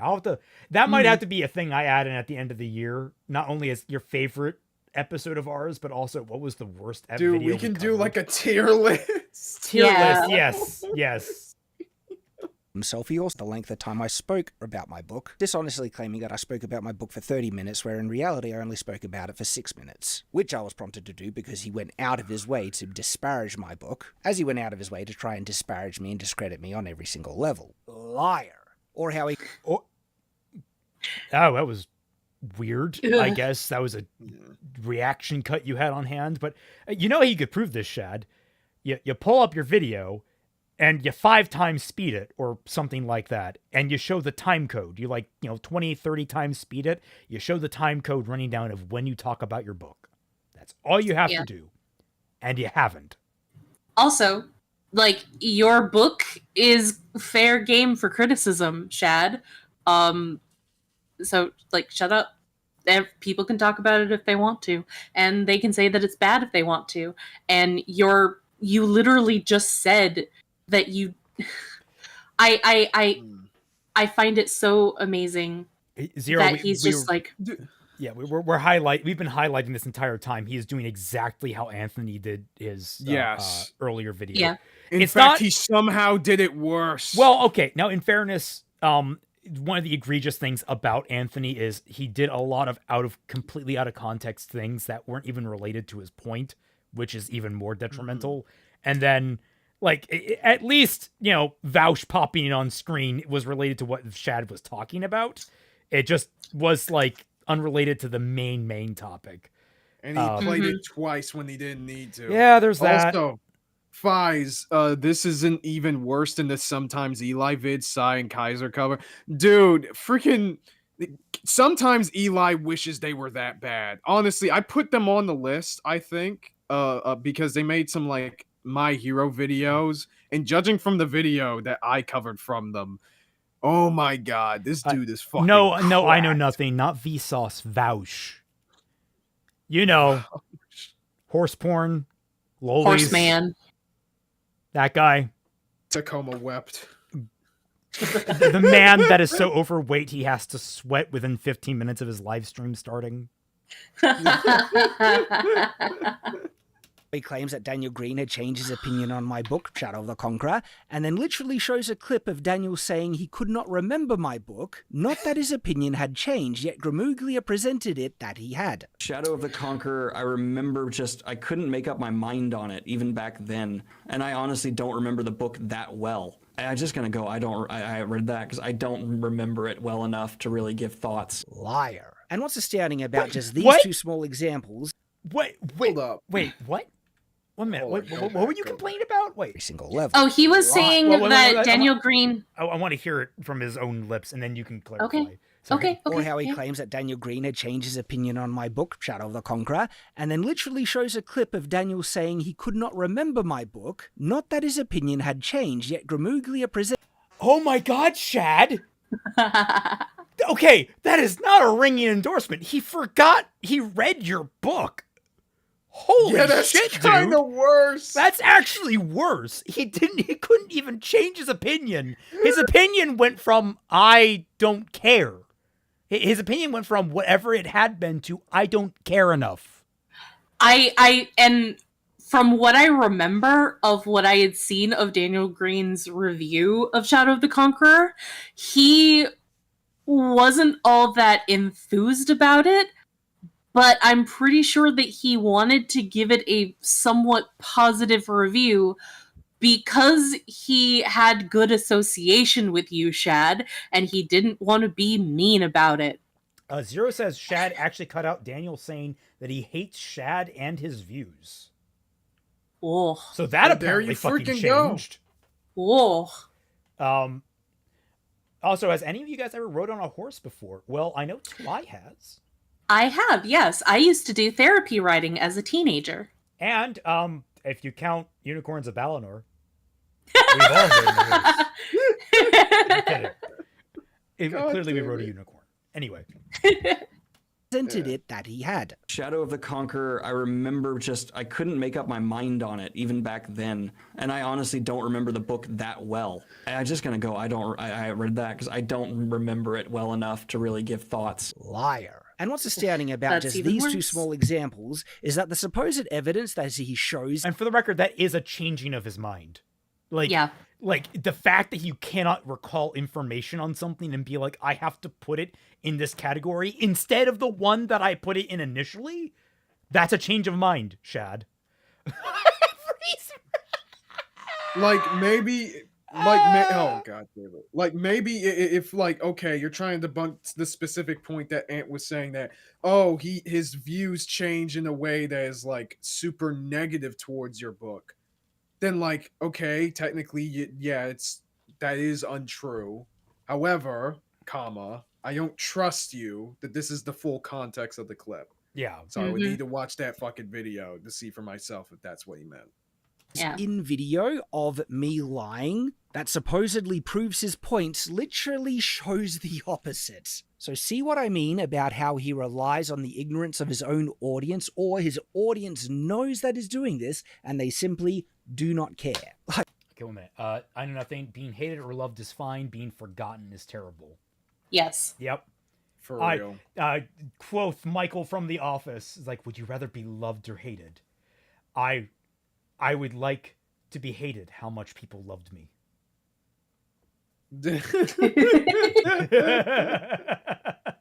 Like, did anyone in his audience see what he was showing to supposedly prove a point and just actually realize or think that's saying the exact opposite of what you're saying it's saying? So with the examples I've already given of the clear dishonesty, as well as my 2-hour reaction wait. of his own audience of me lying Well enough to really give thoughts. liar. And what's astounding about just these two small examples is that the supposed evidence that he shows in video of me lying that supposedly proves his points literally shows the opposite. So see what I mean about how he relies on the ignorance of his own audience, or his audience knows that he's doing this. Did he call Shad a liar? Or did he say that, Shad, you just said it? Because that's the only example that is coming to mind. Is like, Shad, you just said it. Like, it's not that you're a liar. It's that you're... Well, it could be you're a liar, but it also could be you're just a fucking idiot. Like, I don't remember in any of those clips that Anthony ascribed malice to the action. Yeah, no. I'm gonna be honest. At this point, okay, I'm gonna say the same exact thing I said in regards to fucking Anthony's YouTubers Are Lying video. Once you are once you are like going out on a witch hunt and starting to call people liars, and you fuck up and lie and you fuck up yourself, it's not just a mistake anymore. Mm-hmm. From my point of view, you're the goddamn liar. And they simply do not care. Like, did anyone in his audience see what he was showing to supposedly prove a point and just actually realize or think that's saying the exact opposite of what you're saying it's saying? So with the examples I've already given, I know, the we'll see clear what your dishonesty, audience as well as my responded in a minute 2-hour here. reaction systematically breaking down and exposing him, those are plenty enough to prove that this guy is a habitual liar. No, it is not. No, it's not. Fish and mail. First of all, that is Again, there's not really a metric to prove whether or not someone is a habitual liar. Like, maybe, like, I would say for a video like this, 3 really strong examples that might even be compounded to some way within themselves, maybe. Dozens of examples, you're on really good footing. Yeah. Hundreds of examples, oh my god, you got them dead to rights. But man, you showed us 2 examples. Actually, I think you showed us 1 example, and the other one was just a misinterpretation because you're an idiot. Yeah. At best. Like, going back to ALR again, like with the Gore World, like one of the things that they always call Amberlynn out on is the fact that she is a habitual liar. And there are literally hundreds of examples of her lying to her audience, and her even admitting that she has lied to her audience in the past, and then she continues to do it. She tries to gaslight her audience and admits to it years down the line that is what she is doing, even though that she vehemently says during the time that she is not lying. She will say, like, 3 years later, yeah, I was lying, but then she'll keep trying to do it. And then the detractors, all the reactors of Girl World, always call her out for doing that and saying that we can no longer trust you because you lie so much. Like, that is when you can call somebody a habitual liar, Shad, not 2 instances or 3 instances of 1 singular video where you think that somebody is lying. Shion, I will get a VTuber model the minute you pay for it. Especially... But, like, especially when... Okay, let's actually look at these alleged lies, and let's just pretend for a goddamn second. Let's just dial our IQ points several notches real quickly and assume that everything Shad just said is true. So, Anthony, by all accounts, what he lied about, air quotes, was Rama one half being gay or whatever, saying that you were upset that Lois and Superman are not going to have the whole will they won't they thing, and one guy saying that they didn't like your book. Those are these 3 egregious ass lies that you have to spend nearly 15 fucking minutes doing a freaking MLK I have a dream speech over. Are you fucking for real? Are you kidding me? Yeah, this is the most pointless fucking video at this point. You're a fucking child. Yeah, this Get over yourself. Childish bullshit that Shad, like, none of this is important. Now, here's the thing. Anthony, in his original video that we covered of him, made legally objectionable statements about the criminal nature of people that he was covering because he lumped them in with 3 other people who are themselves actually provably criminals. And for the record, I can clarify here. Nick Rekieta found guilty. I think he actually made a guilty plea deal.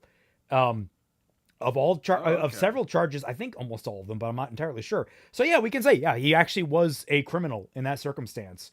Right. So yeah, Anthony made claims about a dozen other people in relation to those, and we found that objectionable. We called him out on it, and he actually apologized on stream to clarify those statements. That was actually a thing that happened. There is nothing of that caliber here. And in fact, there is nothing worth getting upset about so far that you have shown us. I don't know what you're pissed about here, man. You could have just let dogs lie, but you didn't. No, can't do that. This is the best you got? You're saying, oh my god, all these people are lying about me. Oh, that's sorry. I need to make the accent. I have to get the accent. You know what? No. It's gonna sound too great. I was gonna say, you with an Australian accent? What the fuck? I would never. It'd be impressive. Also, I want to say, I have family over now. They just came in order to watch like a hockey game. So if you guys hear some background noise, like dogs barking or people talking, I do apologize. I just heard it.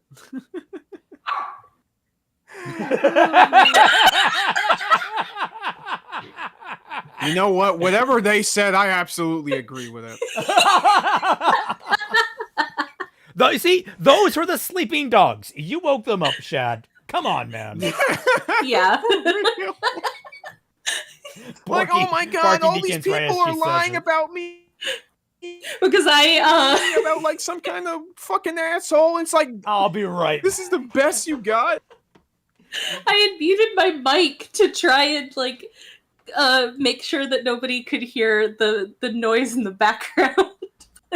I knew that somebody would probably be able to hear some noise. Shion said one of Nick's children tested positive for coke in their system the 9-year-old. Oh my god. Oh my god. That's oh my god. I can't. Yeah, I hope believe he gets life. Yeah. I don't know if he can get life, but yeah, I hope that he goes away for a while for being so negligent. Oh my lord, this is insane. Mm-hmm. Like it's so. This is disgustingly stupid. Like this is the most thin-skinned response. The amount of experience that you have tackling the worst of the worst in regards to internet critique. And all the posturing and boasting that you have done on your fucking platform. This is pathetic. I am genuinely fucking insulted that this is the shit of all the things that you could possibly complain about. To spend like minutes and hours of your life creating that this is the shit that you are really living with us. And want to speak out about? Quite frankly, a child getting pushed down on the playground by a bully, genuinely worth more time than this video. Yeah. Jesus Christ, Shad.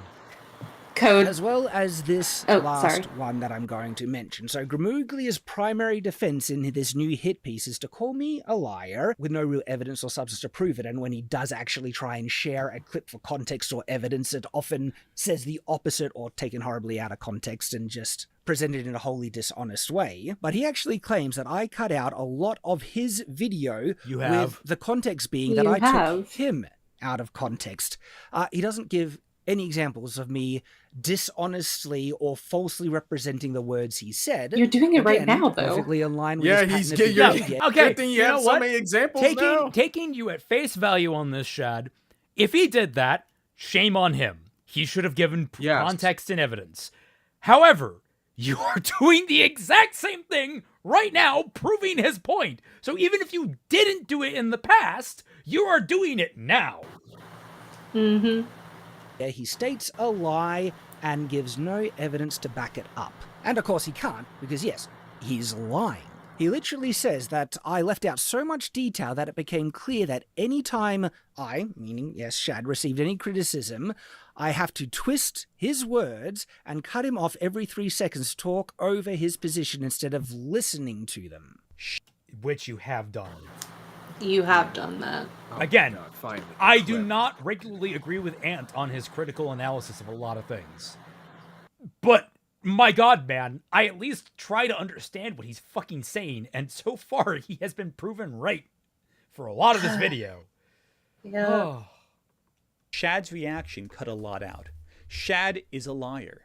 While accusing me of a liar, he left out so much detail that it becomes clear that any time he receives any criticism, he has to twist the words of his opposition. He has to cut everyone off every 3 seconds because he has to talk over his opposition as opposed to listen and learn potentially. Oh, but I did listen, catching him out every time he misrepresented my words, purposely misconstruing what I was saying time and time again. Show them! Show the time and time again, Shad! Oh my god! You know what? And you know what? This is taking you at face value that fucking clip wasn't edited out of context. Oh my god, maybe he did show and you're cutting that out. I don't know anymore. My brain is imploding right now, Shad. This is such a stupid fucking video. Yeah, At least now you have the actually, I'm objection glad- to argue against being called outright a liar, but okay, why didn't we start here instead? And if you had actually done that on your stream, why do you need a video talking about it if you had done that so conclusively? Yep. Which I exposed in my reaction, and then yes, I absolutely skipped over the nonsense monologue that he would then go into, addressing a point that I never even made, and is saying that because I cut out that nonsense bullcrap of him trying to argue against a straw man, that took him out of context. I don't need to defend against arguments I never made. What was the Isn't first that 20 minutes of this video? Oh, Yeah. Oh!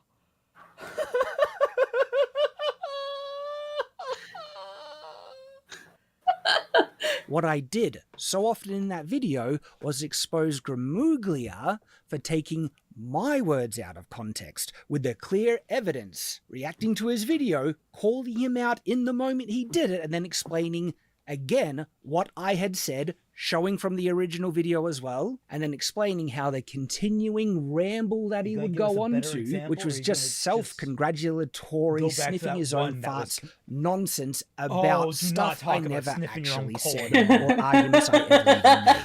You can all watch my full commentary on Night's Watch to confirm this, where you'll find out that... No! Fuck you! I'm going to take you not at your word, and I'm going to assume you're completely wrong. I'm not going to go watch that extra video. You're sitting here accusing someone of being a disingenuous, lying piece of shit. And your entire thing is that you are so moral and virtuous. No, it is not on me. It is not on me to go watch that. You should encourage people to go watch the original. You should encourage have them to go watch his video to see the actual truth of the matter so they can make up their own fucking minds. You should not just say, go watch it, because you know what? 90% of your audience is not going to fucking do that. Jesus Christ, Shad. Show us actual fucking arguments. Don't just say they're in a different video. This is the video I'm watching. I want the arguments now. Oh, Damn right, dog. I love how that works for two people. It's great.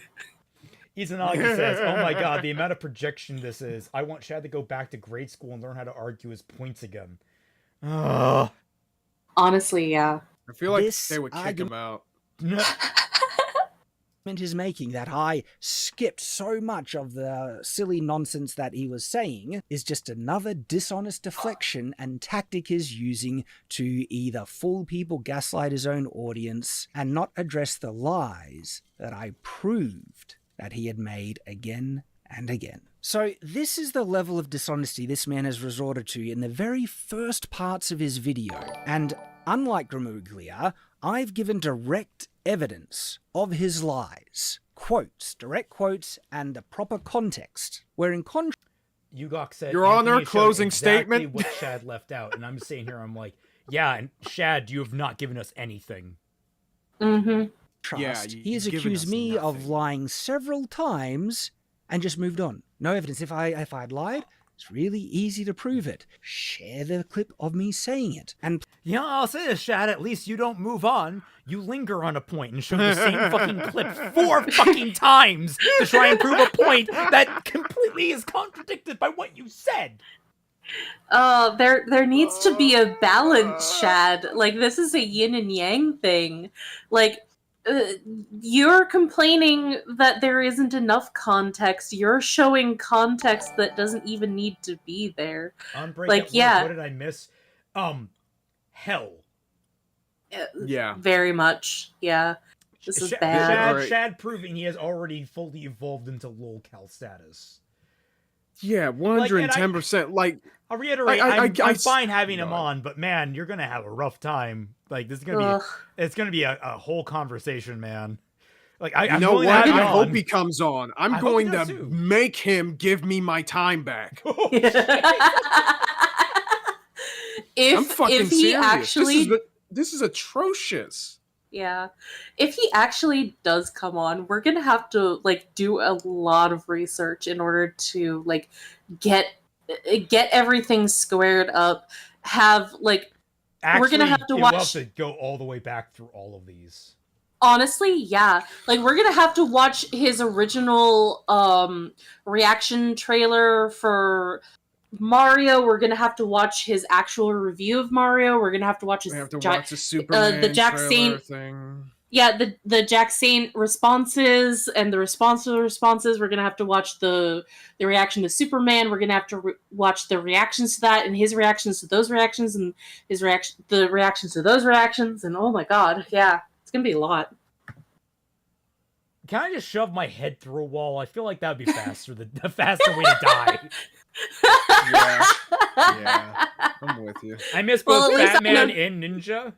I mean, well, Fat Man, he's just been working. He's gonna have a lot of content really fucking soon. Ninja, I mean, you can just go play, a Supermassive game. He helps make them. So, go play, what is it, The Quarry? I think you helped work on The Quarry. Or you could go play the Stadia version of Little Nightmares, too. I know Shadiversity, nothing the mother about fire trucking time vampire. Damn fucking right, Daigato. Holy shit. I know not a single thing about that person because I have never met them. Yeah, British Ninja's kind of quiet these days online. It's okay. He's been quiet ever since I came into the Tundra, which was like Oh, he's been quiet long before then. 6-7 years ago. I don't know if he was ever actually really all that active on the Tundra. I mean, to be fair, neither am I. Like, you say that I'm regularly active in the Tundra. I'm only active in there for bad fanfiction night or if someone tags me. If someone, the best way to get my attention and to talk to me in the Tundra is to tag me, to be honest with you. Yeah, same here. Mainly because I'm just busy with just life stuff and making videos and shit. You can just find me in the cute stuff. That's just where I am. We have a cute And then channel. he sends me stuff from Cute Stuff because he knows that I don't go in there. Yes. Or anywhere. And then he sends me free run stuff sometimes. Yes. please pay attention to that in all the examples where he accused me of lying, and I've called him out and showed you. He didn't give any evidence or proof for it, because like that's you what did. liars do when they try and protect themselves. They Yep. just keep on lying, and they Yep. rely on people's ignorance to get away with it. So I hope the examples I've past, given but I am are reminded I enough miscode for the any intro. honest, Me too, David, decent, and principled person to know that most of what this individual says has no value, and that you cannot trust anything that he says. Thank you, Shad. You are pissing my Cheerios. Ew. What the fuck is wrong with you? Do you what the? Can you imagine that going through a urethra? Jesus Christ, man!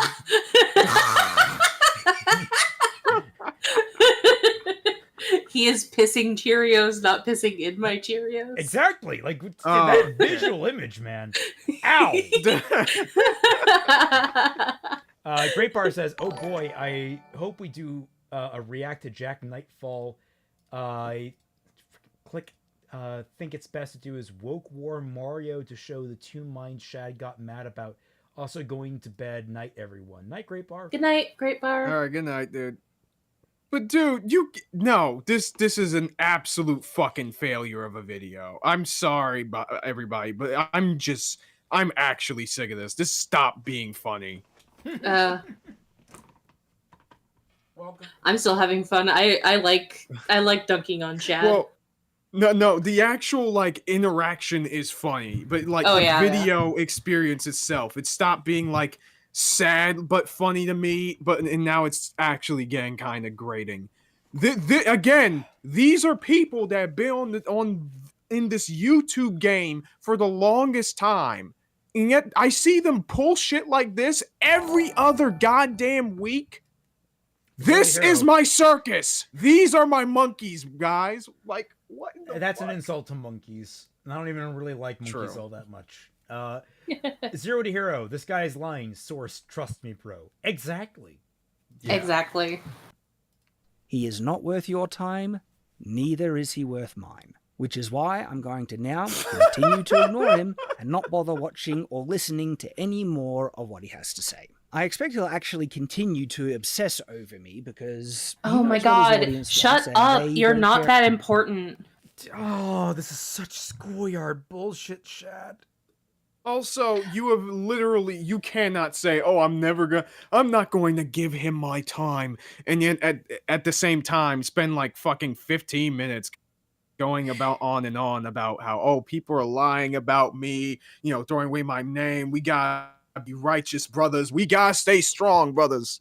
We must stay strong. He's gonna continue to obsess over me. You are not that important, Shad. You are there to entertain us because you are so ridiculous. You are the clown. You are the jester. You are the entertainment. You are nothing outside of that. You are the walrus. Cuckoo Kachoo. Yeah, because you have lost a lot of credibility, and it's important for people to call that out. That is all that this is. It's not obsession. Get over yourself. So Ant said that he's done with Shad. Shad says he's done with Ant. What the fuck are we doing here? This is I don't want to do this anymore. We're witnessing a bad breakup. That's what this is. Oh my god, guys. Yeah, for Look, real. who gets the children?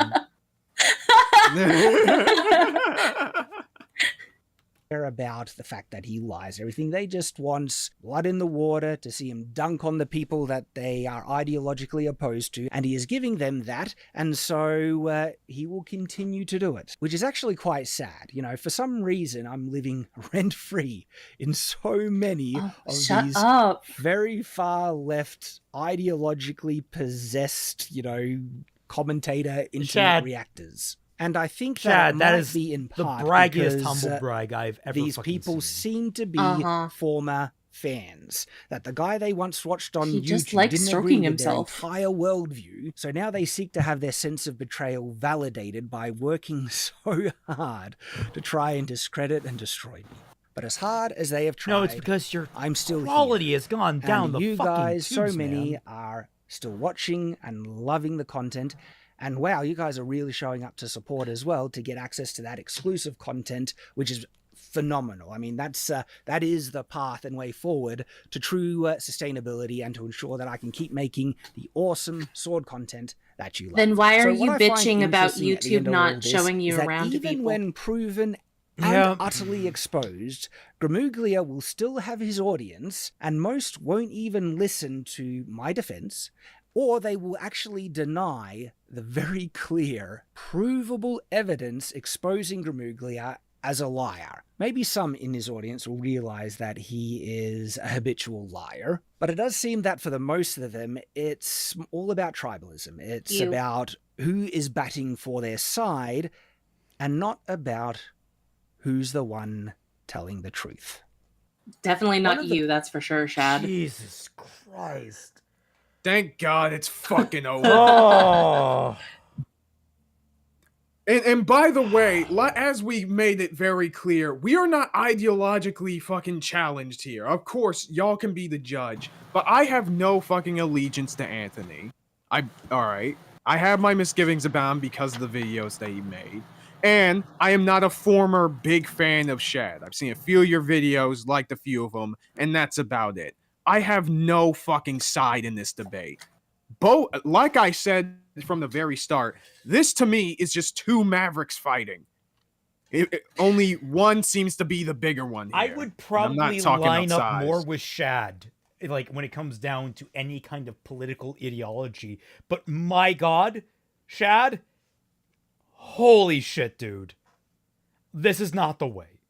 No, this is awful fucking video. It really is, and it has nothing to do with politics. And he's trying to turn it into a political thing.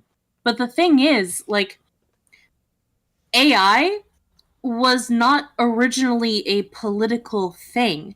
It became political because the people who were against it, more or less, were mostly people who were on the left.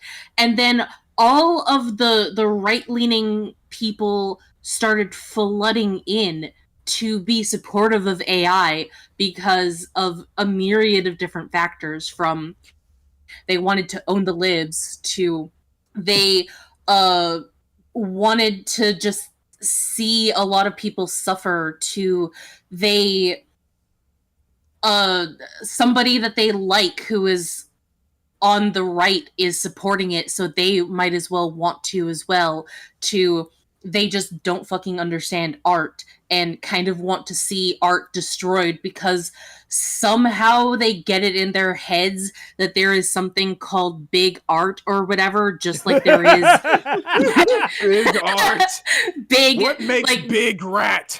Big pharma or big school or big whatever, and they just want to dismantle those things whether or not they exist or not. I mean, this is the thing that, like, both sides need to fucking realize. There is not really a big anything. Like, okay, like, you want to say there's a big art. No, there's Hollywood, and there's art galleries, and there's all these different, like, competing interests that are all, like, all the conspiracy theories, for example, I always find them insane. It's not like there's one big secret conspiracy cabal. No. It's a bunch of really small conspiracies that are all either pulling in one direction or another. Sometimes they coincide, sometimes they're against each other. And honestly, that explains a lot of the stupidity that happens in real life. You have a bunch of companies, you have a bunch of organizations that are all going in different directions that sometimes coincide and look like they're much bigger than they are together. And sometimes they pull apart, and that's why you get infighting. Like, but even then, like, the majority of people who are fighting against, like, AI, for instance, they're the small guys. Yeah. They are not part of, like, these big companies or these big organizations. Are all in on fucking AI, and it's just really fucking annoying. I don't want AI in anything. Yeah, and it's becoming this thing where a lot of pro-AI people think that people having skills are somehow elitist for taking the time to grow their skills up. And you know what? If it's elitist to not want your job stolen, abso-fucking-lutely. Yeah. Big anime boobs sound nice right about now. I'm gonna watch a cute VTuber after this. Okay, Dakota, that sounds good. Yeah, fair enough, man.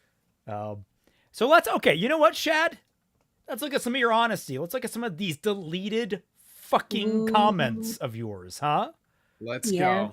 So let's see, the uniformity. I'm sorry that it's not going to show up perfectly on screen. I can't really get this to align as well, but let's see.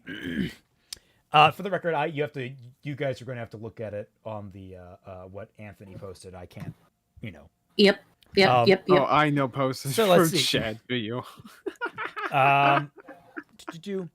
Shad, this pure projection of you talking to a mirror about lying or dishonest or hypocritical. One putting this on your main channel after constantly saying it was Night Watch content and you are not Shadiversity. The way you edited out going on about a strawman argument as you paused before he was done speaking. Also, I don't know if you are autistic about I didn't say this word for word, but ignoring what the sentence is and implication. You definitely sell out your principles to win against someone criticizing you. Also, the slabbing on the literal when normal people get the meaning and tone from what you do and say, and also others. Yeah. You're the same guy that says you're a great artist because you made AI art. I think, honestly, funny, but not relevant. Yeah. Imagine being delusional about your writing. You think I can't remember is in any way a good thing. Yep. Yeah. Facts. Why is my main channel dying? Except the duel with Jack Shad. Lamau, this is 30 minutes of nothing. I don't know who is buying Shad's bullshit anymore. Yeah. You don't seem to understand why people keep having issue with your woke criticism. Even if you have a million reasons why a movie is bad, the moment you mention woke, all your arguments are completely dead. Because what you just did is that you just revealed that you have a political agenda. The movie conflicts with it. Having a non-white woman or a gay couple in a movie is not valid criticism in any way, shape, or form. If you think it is, it just means you have something against gays or whatever the subject is. It's like when you're on sixth grade and you're calling people gay as an insult. Okay, on this first paragraph, a little bit of back and forth here because I disagree. Yeah, it kind of depends on how you define woke. It very much is it's implementation. If you just throw a gay couple in there for the sake of having a gay couple and just say, "Oh, we're a gay couple. We're the thing that everyone should strive to be," and nothing else is relevant in the movie to it. Yeah, no, that's pretty woke. It's kind of unnecessary. It's really stupid, and it just drives everything to a halt. I think it's worth criticizing. Yeah, again, this is why it kind of depends on the definition. If you're defined woke as bad implementation of progressive politics, then yes. But I think this person's saying, "Oh, woke means just any implementation of that stuff," which is that's one and Shad does use it that way. That's why I said that there's 3 separate definitions of the term, because there is the original term that people had coined, and then there's the term that we use, and then there's the term that Shad uses. CTF24 says, Shad took so long to make his point, I had time to win at Balatro. We started this stream with your greatest L, and now you return a conqueror. A shadow of a conqueror. Wait, no. Oh shit. Everyone run! Oh shit. Seriously, someone please explain to me what exactly is the problem with having a black woman in a movie or a strong woman or a gay couple or literally anything you consider woke. How does any of that stuff make any movie worse? Well, you could argue, there are grounds to argue. Historical accuracy, for one. You set something, that's what you're getting with the current Divinity. There's that new Divinity game, isn't it right? I don't know. There's a new medieval game that's coming out that's set in Finland or something, and now there's black characters, gay there's a black character, there's gay characters, and I think some of there's very progressive Muslim characters towards women. It's wait, what? Okay. Yeah, it's we respect women in our country. It's no. Yeah, and then also you have a gay your main character can be gay in this in the 1500s. X the I'm pretty doubt. sure there is actual legality, like there's laws. It's so like people complain about that. I can see like from this is not history. Yeah. Kingdom Come Deliverance 2. That's what I'm talking about. Yeah, like I can understand people having issues, with that stuff from a historical perspective. So like there's one angle from it.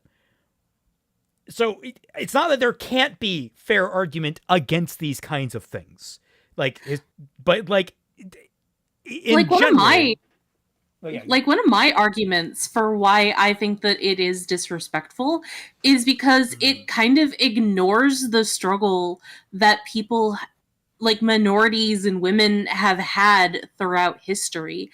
It just kind of blanket statements all of this stuff as being like, yeah, that's bad, let's rewrite history, or let's just say it's a fantasy because it's not real, so therefore we can do whatever we want and we can rewrite the past and just ignore all of the bad stuff and say that it's already there. It's like, why, if you're going to make a game that has all of this stuff, why not set it in the modern day? Why not set it in a different country where you have like, because honestly, as much as I do love European stuff and medieval Europe and all that kind of stuff, we do focus so much on Europe. And if you're going to have all of these people not from Europe in your games, why not just stop being a coward and set these games in other countries that are not Europe? Here's actually a good example of a fantasy story. So in the original Artemis Fowl, there's a whole major subplot about Holly Root. Sorry, not Holly Root. Holly Short, she's a police officer. She's the first female officer of the LEP Recon. Like, that's a whole thing for her. And the fact that there is no other woman in the actual forces is a huge pressure on her shoulders to be the best of the best. She needs to be. She's constantly told by her superiors, like, her commander Roots, like, I like you. You've got the chutzpah. You've got the right attitude. But you need to be the best of the best, or else there's no woman coming after you. You are the dead end. So there's a lot of social pressures for her. In the movie, they made Commander Root fucking Judi Dench. And they also made several other LEP Recon officers female. And it's like, you've just taken away Holly's entire arc for like 3 stories worth of content. It's like, and then they just did nothing with it. It was one of the most they replaced it with a missing father arc. So suddenly her very progressive arc about being the first woman in Recon and trying to prove herself and trying to actually be a very good officer and actually earning her place, like they're and like fighting against an oppressive misogynistic system, got replaced with I miss my daddy. It's fucking patronizing. That's why I like to call woke too close to the sun, because you try to be so progressive to the point that's where great. You try to be so progressive to the point where you ironically become the thing you like hate. low-key bigoted on the other side. It's so fucking funny. Like there's another movie that I had watched on Netflix a little while ago. It was a story about the sister of Sherlock Holmes. And the whole movie was about, like, it was so fucking blatant about, like, the whole feminism thing, because it's like, oh, well, she can do this all on her own, and she doesn't need her big brother to help her, and she doesn't need a love interest because she is a strong, independent woman who don't need no man. And yet, like, the whole movie had, like, absolutely, it was, again, set in the 1800s, and there was, like, the whole feminism angle, and yet a lot of the cast was mixed race, and it's like, wait, you're setting it in 1800s London where feminism isn't a thing yet, but racism has just disappeared, I guess? That's really fucking weird. Is that the one with Superman? I don't know. It was called Enola Holmes, though. Yeah, I think that was like only a couple of years ago. Oh my god, right? I heard about It was that so one. bad. It was so They made a bad. sequel to that, didn't they? They did, yeah. I didn't Henry watch Cavill, it though. that's right. Henry Cavill was Sherlock, and it just, oh god, what a Yeah, waste yeah. of his talent. They had this whole thing where it could have been really sweet, where Sherlock realizes that he shouldn't have discounted his sister just because she's a girl, and be like, well, I want to help nurture your talents and to make you as great of a detective as me. But then she's just like, again, the strong independent woman who don't need no man, so she like denies him for no reason other than she wants to do things on her own because she's always been on her own. Let's see. FF16 was fantastic with representation, especially if it came to Dion. He probably is my favorite queer character in gaming in general. I don't remember enough about Dion when it comes to that. I have seen FF16 all the way through, but it's been a while. But I was gonna say, like, here's an interesting thing that a lot of people who want to wokeify media and do woke stories like that, they forget. Especially when it comes down to the male-female dynamic. Men happen to really care about women, and that's where a lot of misogyny ends up coming from. Is it's a lot of guys trying to protect women because arguably, in like the physical area, they're the weaker sex, like in terms of like physical prowess, or should I say, physical raw strength? Because as we all know, women are actually typically more gymnastic than men, more acrobatic. They actually are more limber, so they have their own strengths in that area. But it's typically because men are protective of the women in their lives, and that is where a lot of the misogyny can originate from. So, like, making it there be are like complexities genuine in that. caring and loving and not dismissive, like so many of them, like I can see it being seen as dismissive from a woman's perspective. I can understand that, but not understanding it from a man's perspective loses the bite of like how you bridge the gap, and you maybe will understand the stories. Well, I think that you should also take into context that sexism is different over the decades and over the centuries, because 100 to 200 years ago, probably more 200 years ago and beyond, sexism was very different than what it is today. True. Because back then women weren't really considered people very much. And it wasn't really so much necessarily that the sexism only came about because women are weaker and men just want to protect them, although that could be an element. It usually is things are just this way, or God has made it this way, therefore you should not leave your place, or else it is sinful, or it is a disgrace, or it is shameful, and you need to stay in your lane. Oh, I do remember Dion now. Was he the Bahamut in that game? Is because I remember they all had like allocated like spirits they were attached to. But I remember him being like, yeah, that was a really, he's a good character. Like his entire plot line about being in love, I think, with the captain of the guard, and then also having obligations as a prince, so they couldn't ever actually fully like explore that. That's, yeah, dear God, he was a badass. Even though that game got a little long in the tooth with its fighting sequences. Anyway, what's the next comment? Yeah, okay, so more of these comments. We're only going to cover a few more, but I'm gonna, you know what? I'm gonna count 1, 2, 3, 4, 5, 6. It was 1, 2, 3, 4, 5, 6, 7, 8, 9, 10, 11, 12, 13, 14, 15, 16, 17, 18, 19, 20, 21, 22, 23, 24, 25, 26, 27, 28, 29, 30, 31, 32, 33, 34, 35, 36, 37, 38, 39, 40, 41, 42, 43, 44, 45, 46, 47, 48, 49, 50, 51, 52, 53, 54, 55, 56. 56 deleted comments, Shad. Holy shit. God damn, dog. And you know what? Some of them might not be as good. Some of them might just be like, oh, AI art bad. Like, you know what? That might be discountable. Right. But still, what the fuck? Why would you delete that? Well, one of the comments is, Shad, you just admitted that you did cut out his argument. What the fuck are you talking about? You can't just say that you didn't cut anything out and then say that you did and cut it out because it didn't matter anyway. That's ridiculous. Actually, okay, what is this buffoonery? Actually, let me expand on that. Shad, sweaty, I think you mean sweetie, but whatever.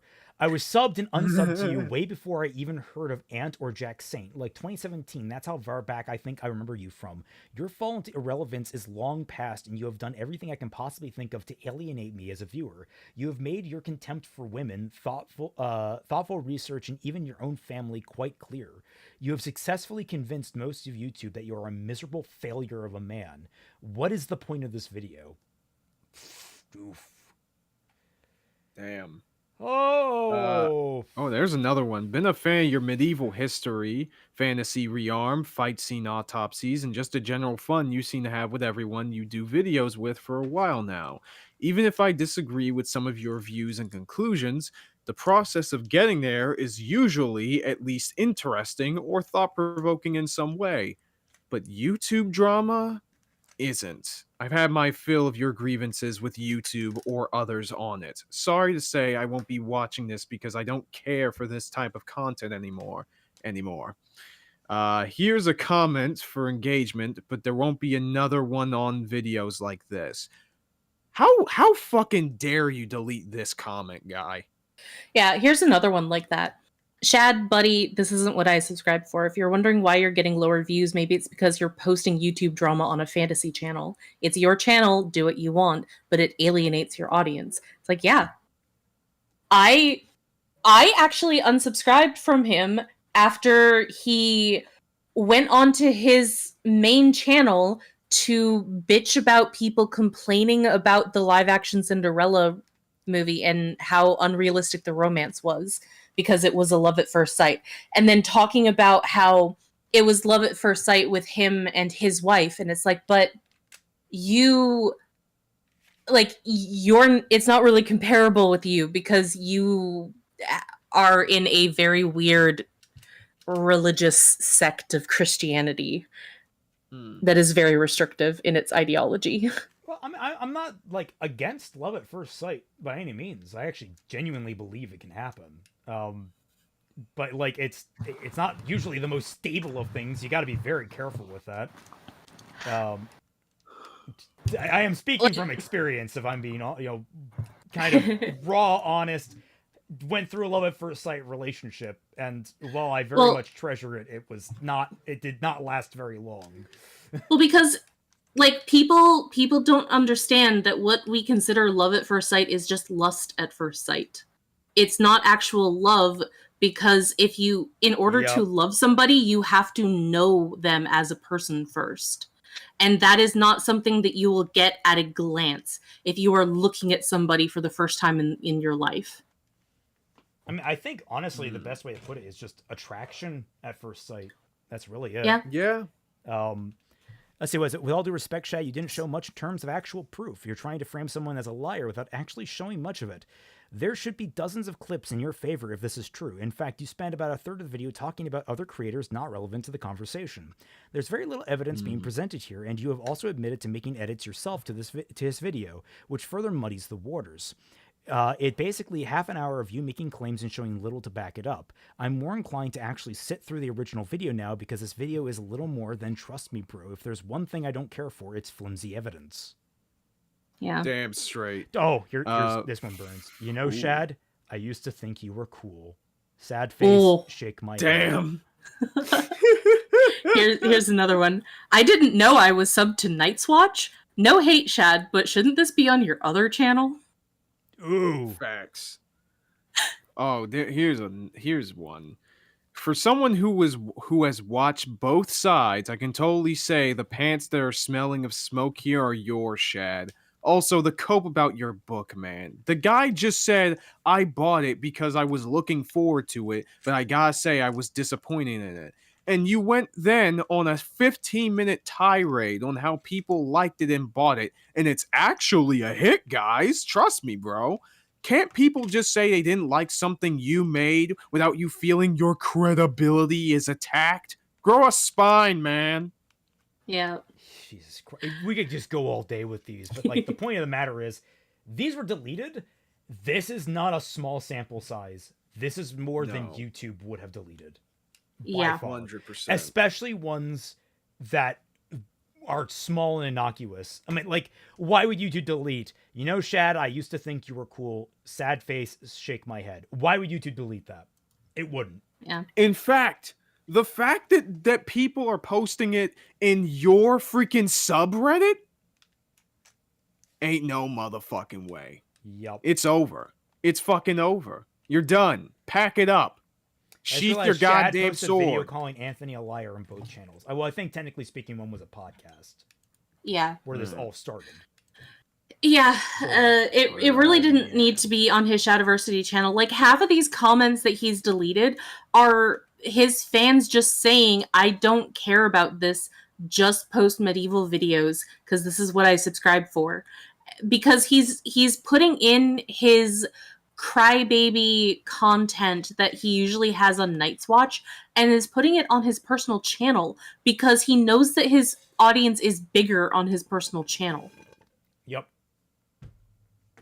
It's a sad state of affairs. This is a man turning, like, I mean, we've already said it, he already is, but like, if you want to see it, this is a man anamorphing into a lolcow permanently. Yeah. Oh no, I should say he's already anamorphed into the lolcow, but edit. He's getting stuck there. He's stuck there now. Dude, somebody make that edit. Somebody make that edit of fucking the amorph transformation. He stayed 2 hours as a cow. Now he is a Nothlet. He cannot go back. Also, hi, Floof. Yeah, Floof's been here for Oh, hey, Floof. Chad is smelling and loves stolen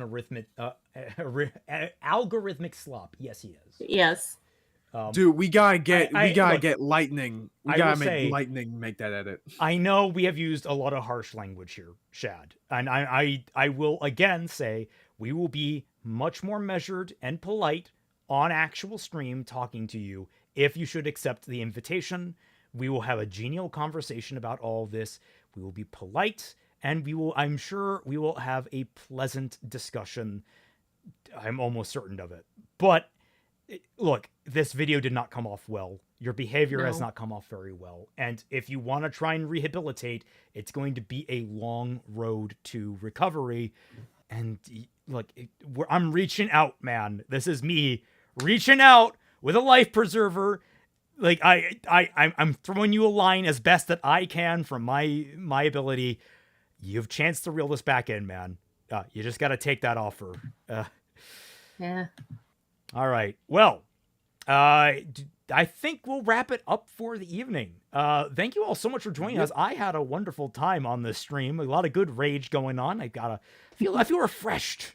Feel new, freshly preened. But yes. Is there anything either of you wish to discuss or announce?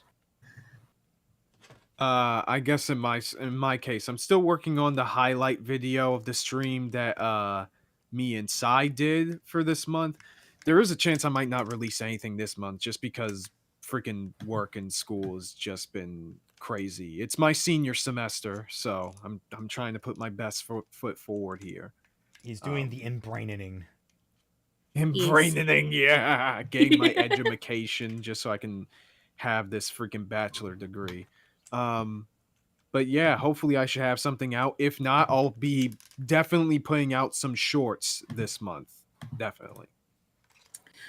I know that I've said it for a couple of weeks now, and I was trying to do it, but I will get back to streaming. I don't think I'll do it on Saturday because Zero streams on Saturdays, and that's actually, I think, also part of the reason why I didn't stream on Saturday, because I want to watch Zero play through Kingdom Hearts for the first time.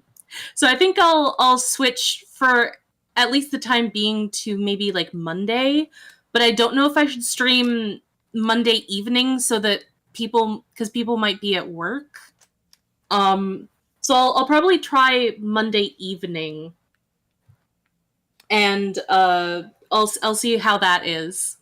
And I'm gonna try and salvage what I can of my Digimon video, because I realized that I lost a lot of content from my original video, so I can't just go into the file and just take it apart and make it into smaller bits. I'd have to like reconstruct it, or just take the video as it is and just somehow fix it like that before I move on to my new Digimon video that I'm working on.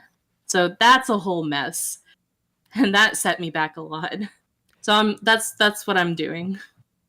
Alrighty, and as always, I announced this earlier. The script for Fixing Ruby Volume 7 is in its basically, it's finishing the first draft. We're basically at the very end of the first draft, and we're getting people to look at it and revise.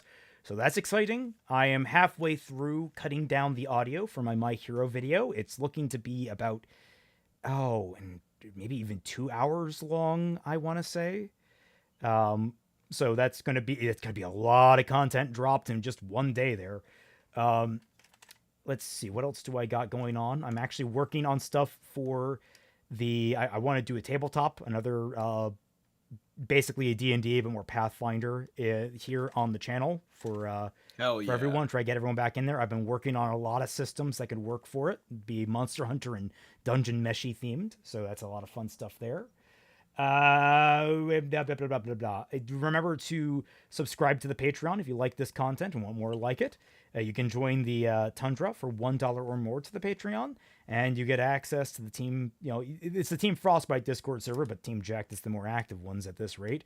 Me, Twilight, Kaiser, Dashi, Fat Man, a whole bunch of people basically all around the different locale. We're all on there, have a good time. We interact. If you guys want to see us and talk to us, we're usually around to some degree. If not, you can tag people. You can always get our attention. Mm-hmm. Don't be annoying with it. Be mindful. Yes. But yes, and you can join us on Friday nights at 10 p.m. Eastern Standard Time for Bad Fanfiction Night, which we air here on the channel. Join us for that fun. It's always going to be more and more coverage of a really bad Ruby OC story. We're oh boy, that one's just such a ride, man. Mm-hmm. Yeah, it's some good stuff, honestly. Yeah, it's just jam packed with insanity. Let's see, merch in the description down below, and I think that's it. Thank you all so much for joining us, and we'll catch you all on the flip side. Goodbye. See y'all.